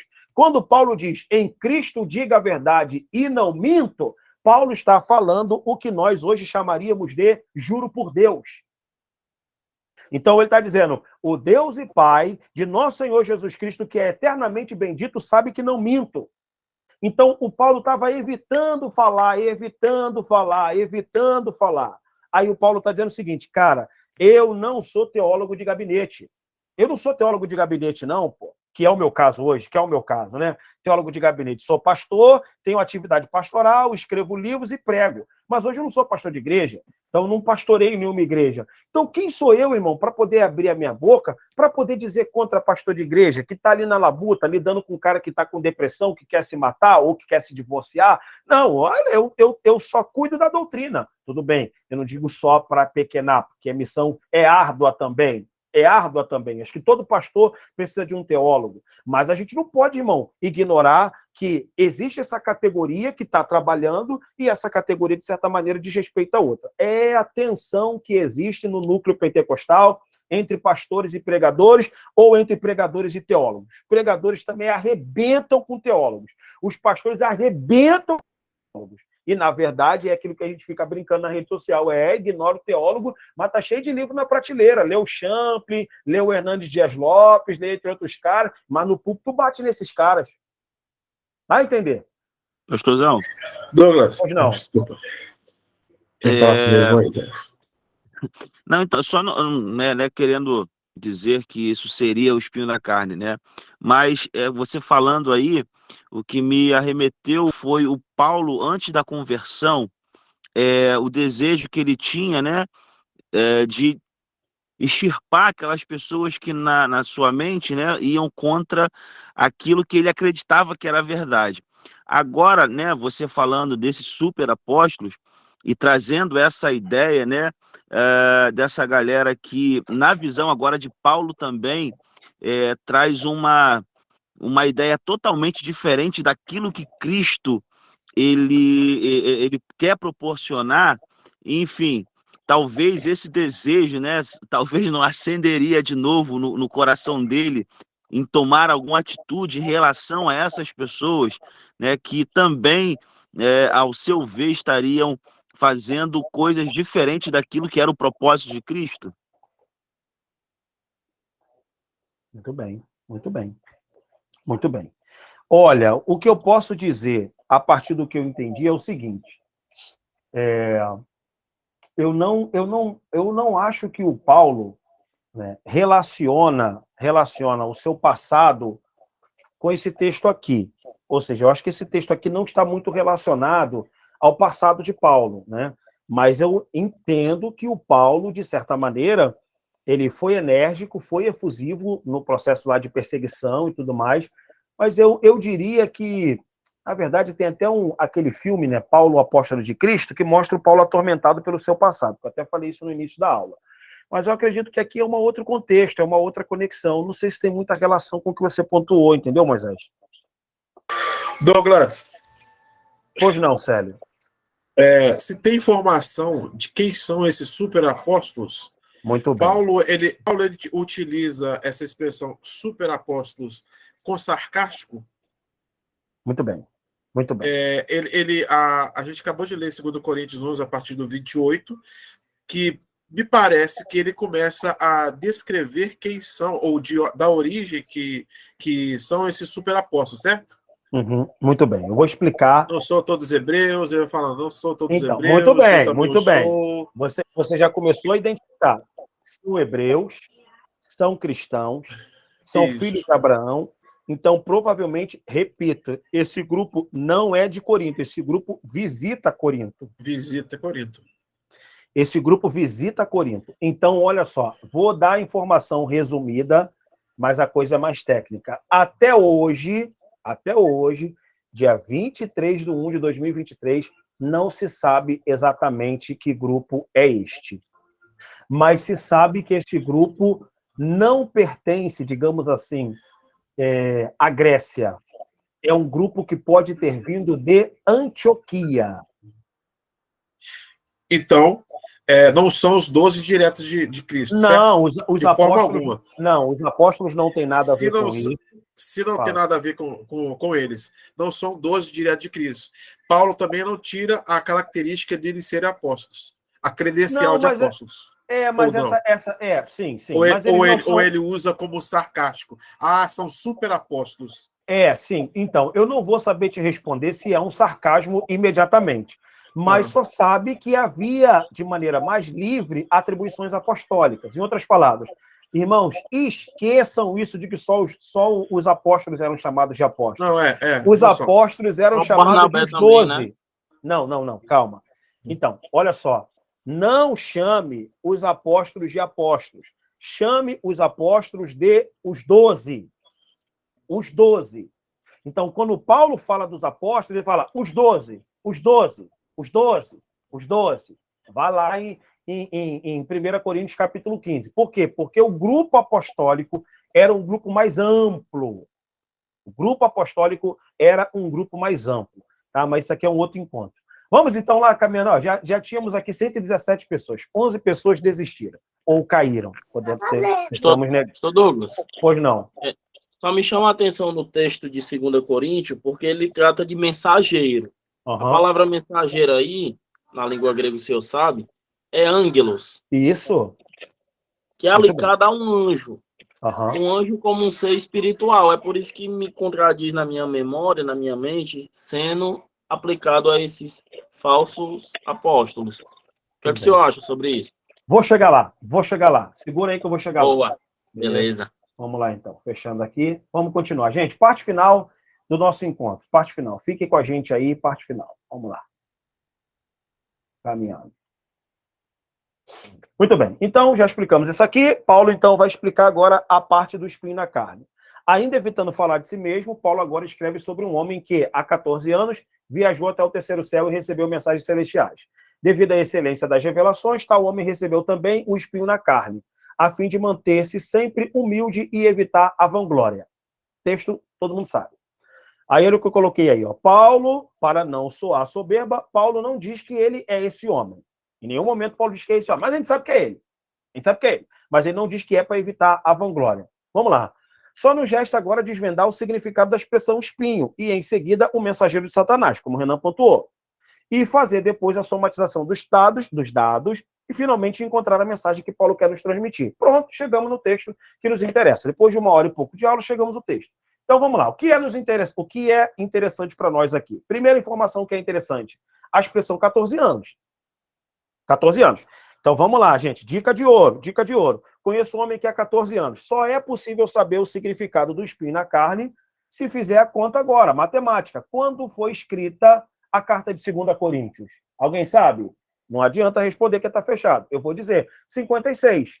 Se a carta de 2 Coríntios foi escrita no ano 56, e Paulo está dizendo que essa experiência já tem 14 anos, 56 menos 14, então você tem o número aí 42. Então, a experiência do terceiro céu ou a experiência do espinho na carne, ela não aconteceu no ano 56, ela é contada no ano 56, ela aconteceu 14 anos atrás. 14 anos atrás, ano 42. Eu pergunto para vocês agora, onde Paulo estava no ano 42, o que Paulo estava fazendo no ano 42 e o que provocou essa experiência do espinho na carne no ano 42. Não adianta chegar agora em 2 Coríntios, que é escrita no ano 56, tentando interpretar o espinho na carne de Paulo. Não vai saber. Conheço um homem que, há 14 anos atrás, ou 14 anos antes de escrever 2 Coríntios, o que é que Paulo estava fazendo? Muito bem. Muito bem. Tá aí a resposta. A gente pode afirmar com toda certeza que isso representa o que Paulo chama... Paulo não, os especialistas chamam de anos obscuros. Anos obscuros é o tempo em que Paulo está sumido do mapa, só para você se localizar. O tempo em que Paulo está sumido do mapa é o tempo em que aconteceu a experiência do espinho na carne, ou a experiência do terceiro céu. Então, no ano 42, onde Paulo estava? Paulo estava lá na região de Tarso da Cilícia, aguardando Barnabé chamar para ser o vice dele, lá em Antioquia. Bom, vou fazer um resumão aqui rapidinho. Paulo é convertido, fica um tempo em Damasco, 3 anos em Damasco. Eu expliquei naquela aula sobre o Paulo inocentado. Todos os livros erram quando dizem que Paulo ficou 3 anos no deserto da Arábia. Mentira, Paulo nunca ficou 3 anos no deserto da Arábia. Paulo ficou 3 anos em Damasco. Em Damasco. Se tu pregou isso, e eu também já falei isso, mas é a pesquisa, leitura que nos amadurece. Paulo nunca ficou 3 anos na Arábia. Isso é influência de Hernán Dias Lopes, que escreve livros, e os evangélicos têm o livro de Hernán Dias Lopes. Eu li muitos livros de Hernán Dias Lopes, e não podemos dizer que Hernán Dias Lopes não é um sábio, aquilo que eu acabei de falar. Vou dizer que o cara não sabe? Pelo amor de Deus, quem sou eu de falar mal dele? Só que o Hernán Dias Lopes, ele diz que Paulo ficou 3 anos no deserto da Arábia sendo treinado por Jesus para ser formado apóstolo, assim como os apóstolos ficaram 3 anos com Jesus na Palestina para serem apóstolos. Mas não é nada disso. O texto bíblico diz claramente que ele vai a Damasco, ele vai à Arábia, volta, passado 3 anos, ele vai para Jerusalém. Então, na verdade, são 3 anos em Damasco e não na Arábia. Ele vai para Jerusalém, fica 15 dias com os apóstolos em Jerusalém, não vê ninguém mais, a não ser Pedro e Tiago. Eles mandam Paulo para Tarso, e Paulo fica em Tarso de molho até ser chamado por Barnabé para ser o vice dele em Antioquia. É exatamente aí, ano 37, 38, ano 42, que se deu a revelação do terceiro céu. Então, essa experiência visionária que Paulo teve, ele teve essa experiência sozinho, quando estava na crise lá em Tarso da Cilícia. Que crise é essa? Agora tu vai ter que estudar. Que crise é essa?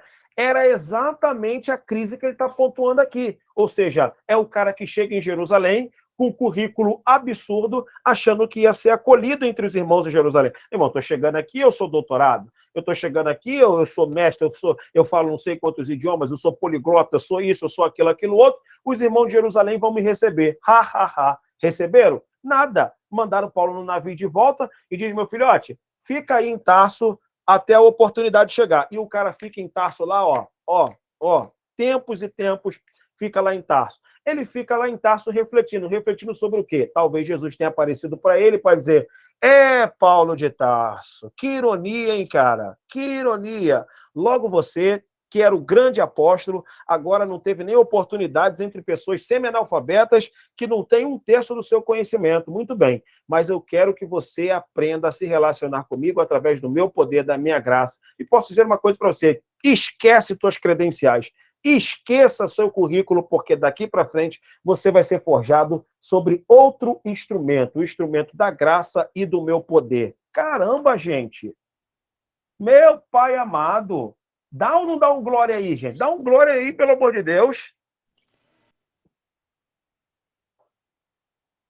Muito bem. Calma aí.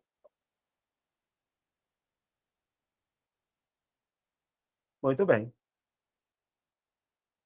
Muito bem.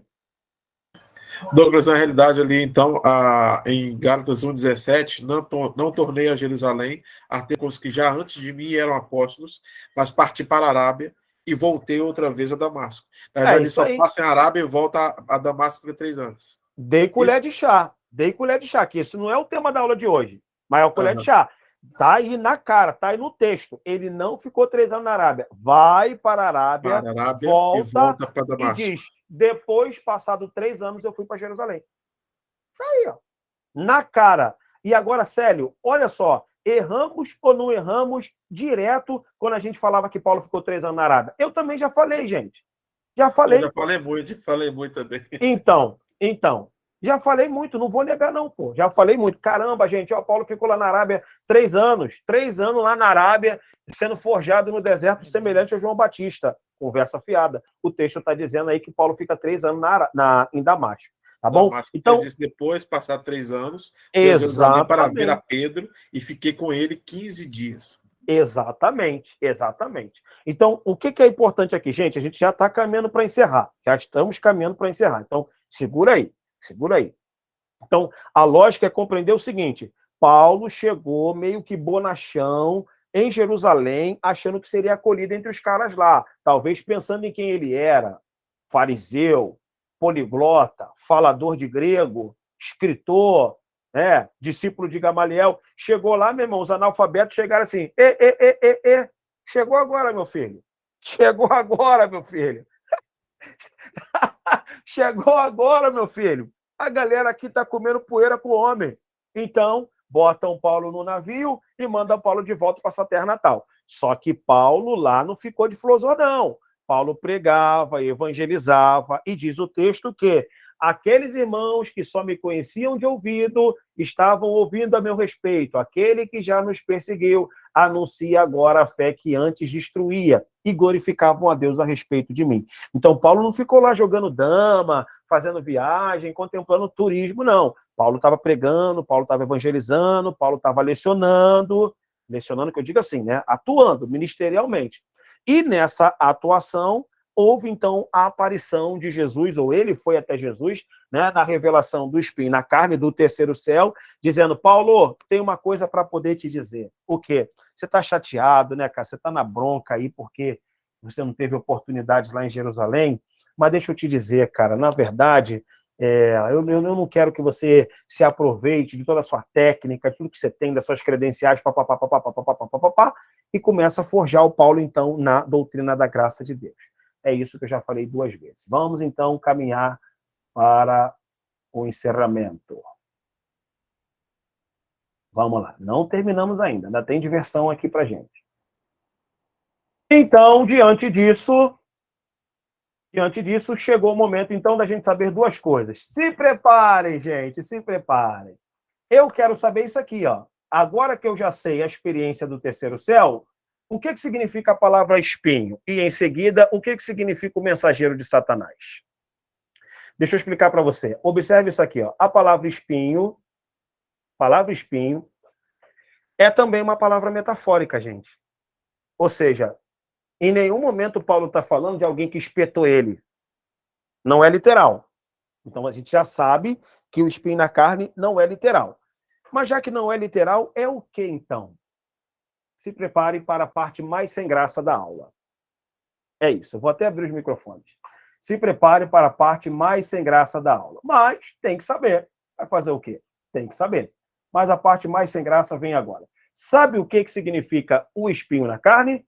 Um texto que vem do Antigo Testamento. Deixa eu abrir o microfone aqui. O texto vem do Antigo Testamento. Os microfones estão abertos, vigia. Olha aí. Não diga nada agora, mas os microfones estão abertos. Segura. Olha aí. Observe os textos. Números 33, 55 diz assim: porque se não expulsarem os moradores da terra, então eles serão para vocês como espinho nos olhos e como aguilhões nas costas. Eita!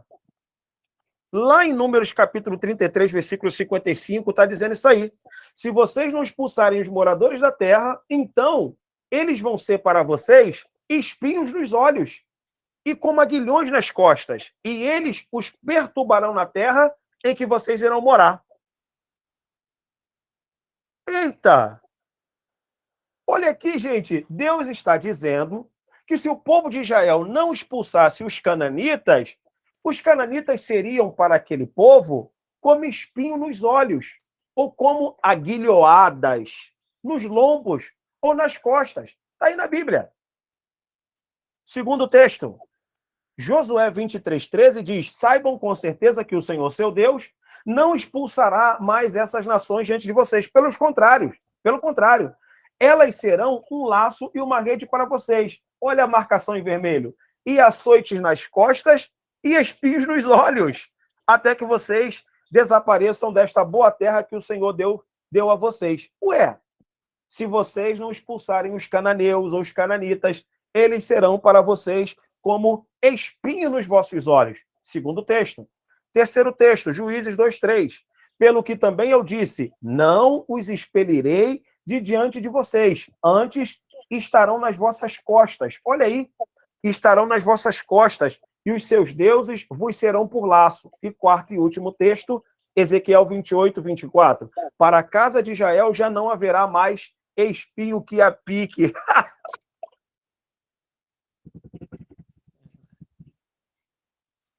Senhoras e senhores,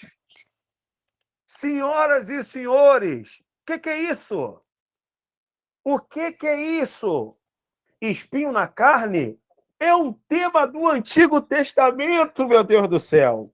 A casa caiu de vez agora.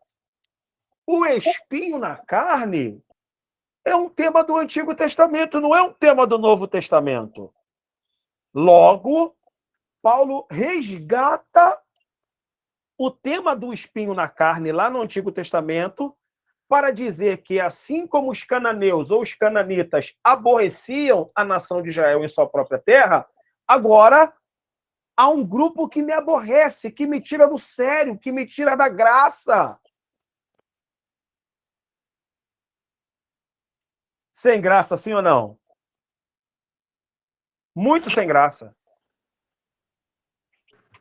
Então, tô surpreso agora, depois dessa aí. Ah, eu sabia, pô. Eu falei. Mas eu te digo, ô Mateus, eu sei que é sem graça. Mas vai fazer o quê? É melhor saber do que não saber. Mas que perde a graça, perde, pô. Já tinha lido essa passagem aí, mas nunca pensei dessa forma, não. Então, vamos lá. Isso, tá rindo aí sozinho. Ela lógico. Eu vou voltar à tela. Repito, gente. O que eu quero que vocês entendam? O espinho na carne de Paulo é um tema do Antigo Testamento, cara. Não acredito, velho. Ah, sério isso? O tema vem lá do Antigo. Antônio Guilherme, meu parceiro, meu irmão. O tema vem de lá, cara. Escuta. Então, vamos lá. O que está acontecendo? O tema vem do Antigo Testamento, só que Paulo vai ressignificar o tema. Ele vai ressignificar semelhante a vários outros temas que ele ressignifica. Vários temas ele ressignifica, tá certo? Então, ele está dizendo o seguinte, olha, pessoal, assim como vocês não expulsaram os cananitas e os cananitas estão perturbando o povo de Israel, assim agora você tem um povo aqui que está perturbando o apóstolo Paulo. Então, essa galera é um espinho na minha carne.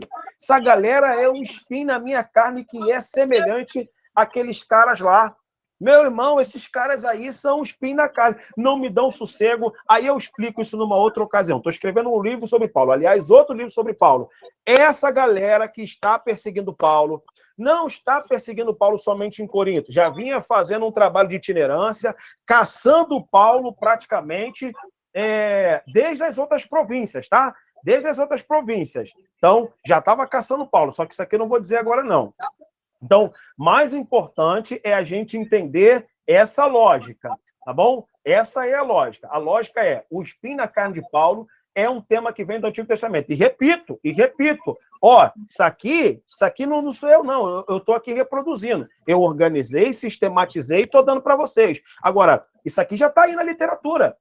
Está aí na literatura. Aqui, ó. Seja bem-vindo, ó. Olha aí, ó. Seja bem-vindo. Só adquirir e cair dentro. Então, estou dando aqui para vocês mastigadinho e espero que vocês acreditem. 5 minutos, a gente encerra a nossa aula. Não acabou ainda. Falta agora o mensageiro de Satanás. Vamos lá.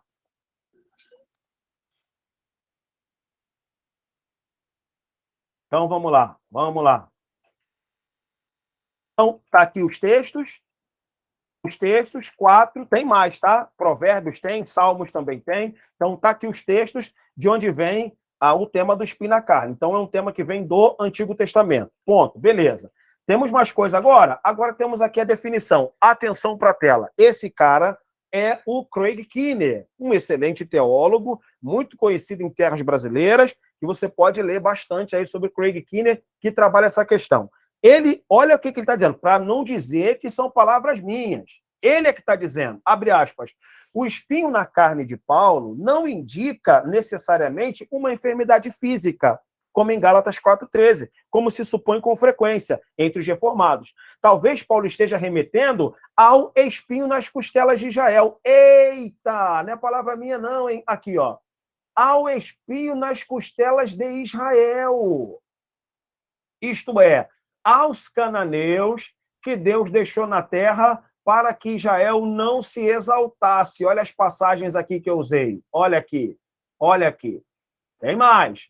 Há controvérsia, é claro que há controvérsia, né? Há controvérsia entre os estudiosos sobre o que exatamente seria o espinho de Paulo. Mas em vista do contexto e do fato de Paulo se referir a ser atormentado nesse versículo, é possível que se trate de referência às perseguições contínuas. Eu disse isso para vocês minutos atrás. Por que contínua? Paulo perde as estribeiras porque os caras já estão perseguindo Paulo há muito tempo. É como se dissesse, caramba, esses caras não me dão sossego. E aí agora eu chego na parte aqui que eu vou explicar aqui para vocês, tá bom? Bom, então o que seria o mensageiro de Satanás? O mensageiro de Satanás não é um ser angelical, senão um insulto dirigido aos próprios opositores de Paulo. Não acabou ainda. Em outras palavras, sabe quem é o mensageiro de Satanás ou o mensageiro de Satanás? São seres humanos. São seres humanos que, olha a tatuagem que eu peguei na internet. Loucura, hein? Loucura. Olha essa imagem. É isso aqui, gente. O espinho na carne de Paulo. É um capetinho aqui, ó. Um capetinho aqui, sussurrando no ouvido de uma pessoa. Calma aí. Sussurrando no ouvido de uma pessoa. Então, não é o Satanás que esbofeteia Paulo, é o mensageiro dele. É o anjo que o Renan falou. Calma que eu vou chegar lá. Quem bate no Paulo, digamos assim, lembra daqueles caras, ó, os caras acharcam, os caras fazem isso, aquilo outro, mas eles batem em vocês. Eles batem em vocês e querem bater em mim também, pô. Eles querem bater em mim também. Eles são o mensageiro do Satanás, são os mensageiros do Satanás, pô. Não é o Satanás que aflige Paulo, é isso aqui, ó. Olha isso aqui, ó. Agora, olha a provocação, hein? Olha a provocação. É isso aqui, ó. Chegou a parte, hein? Chegou a parte. O espinho na carne de Paulo é um crente perseguindo ele, não é um cara ímpio, é um crente. É aí que arrebenta com tudo. Vou abrir o microfone. É um crente. Em outras palavras, o espinho na carne de Paulo é um crente que está perseguindo os caras e não dão sossego para o Paulo. Vou responder agora. Mas quem é esse anjo, então? Esse anjo é ser humano, porque a palavra que define anjo é a mesma, ângelos, que define anjo e mensageiro. A palavra que define anjo, ela define também mensageiro. Lembra lá do Apocalipse? Ao anjo da igreja X, ao anjo da igreja Y. Eu sei que as correntes se divergem, mas eu não acredito que ali sejam seres angelicais, sejam seres humanos. Então, a gente já tem um texto ali mostrando seres humanos sendo chamados de anjos ou de mensageiro. Ao anjo da igreja X escreve, e aquele cara lá é um homem. Então, o que Paulo está dizendo é o seguinte: o espinho na carne são, propriamente, homens cristãos que perseguem outros cristãos, ok? Porque não suportam o seu posicionamento. É exatamente aqui que eu digo para vocês que o tema ele se rejuvenesce depois de 2000 anos. Porque o que tem de crente perseguindo, cancelando, caçando, falando mal, difamando outros crentes por causa de inveja, por causa de recalque, por causa de outras coisas mais, rapaz, não está no gibi. Não está no gibi. Então, é exatamente isso que eu estou dizendo para vocês. O espinho na carne de Paulo era um grupo de pessoas que estava perseguindo o apóstolo Paulo porque não queria dar sossego para ele, ok? Por causa das suas posições teológicas e posições doutrinárias. É o que eu coloquei aqui, ó. Observe. Observe. Olha aqui. Aí, ó, a conclusão do nosso estudo. A conclusão. Pelo contexto de 2 Coríntios, capítulo 10, versículo 13, podemos afirmar que o espinho na carne de Paulo nada mais é que uma expressão vinda do Antigo Testamento, cuja intenção é caracterizar, por meio da imagem de uma picada ou de um espeto, os seus adversários. Só que no caso de Paulo, esses adversários eram, em tese, seus próprios irmãos na fé, os quais não cansavam de perseguir Paulo por causa das suas posições teológicas ou posições teológico-doutrinárias. Entenderam, gente? Então, essa é o desvendamento, digamos assim, do espinho na carne de Paulo. Então, qual é o espinho na carne de Paulo? O espinho na carne de Paulo eram seus opositores que implacavelmente o perseguiam por inveja, por recalque, por não aceitar os posicionamentos teológicos doutrinários. Então, fariam o quê? Tudo isso que nós hoje podemos resumir de cancelamento. Cancelamento. Então, o espinho na carne de Paulo eram pretensões dos opositores fazerem cancelamento por um cara exato, irmã Gleides, exato. Então, você está vendo aí, ó. Você está vendo aí. Pelo contexto, essa é a posição que eu assumo. Então, pelo contexto, então dá aí uma ideia de que isso seria o espinho na carne de Paulo. Tá certo, pessoal? Bom, eu vou agora encerrar a gravação. Deixa eu ver aqui que ainda não terminou, não. Vamos lá. Sim.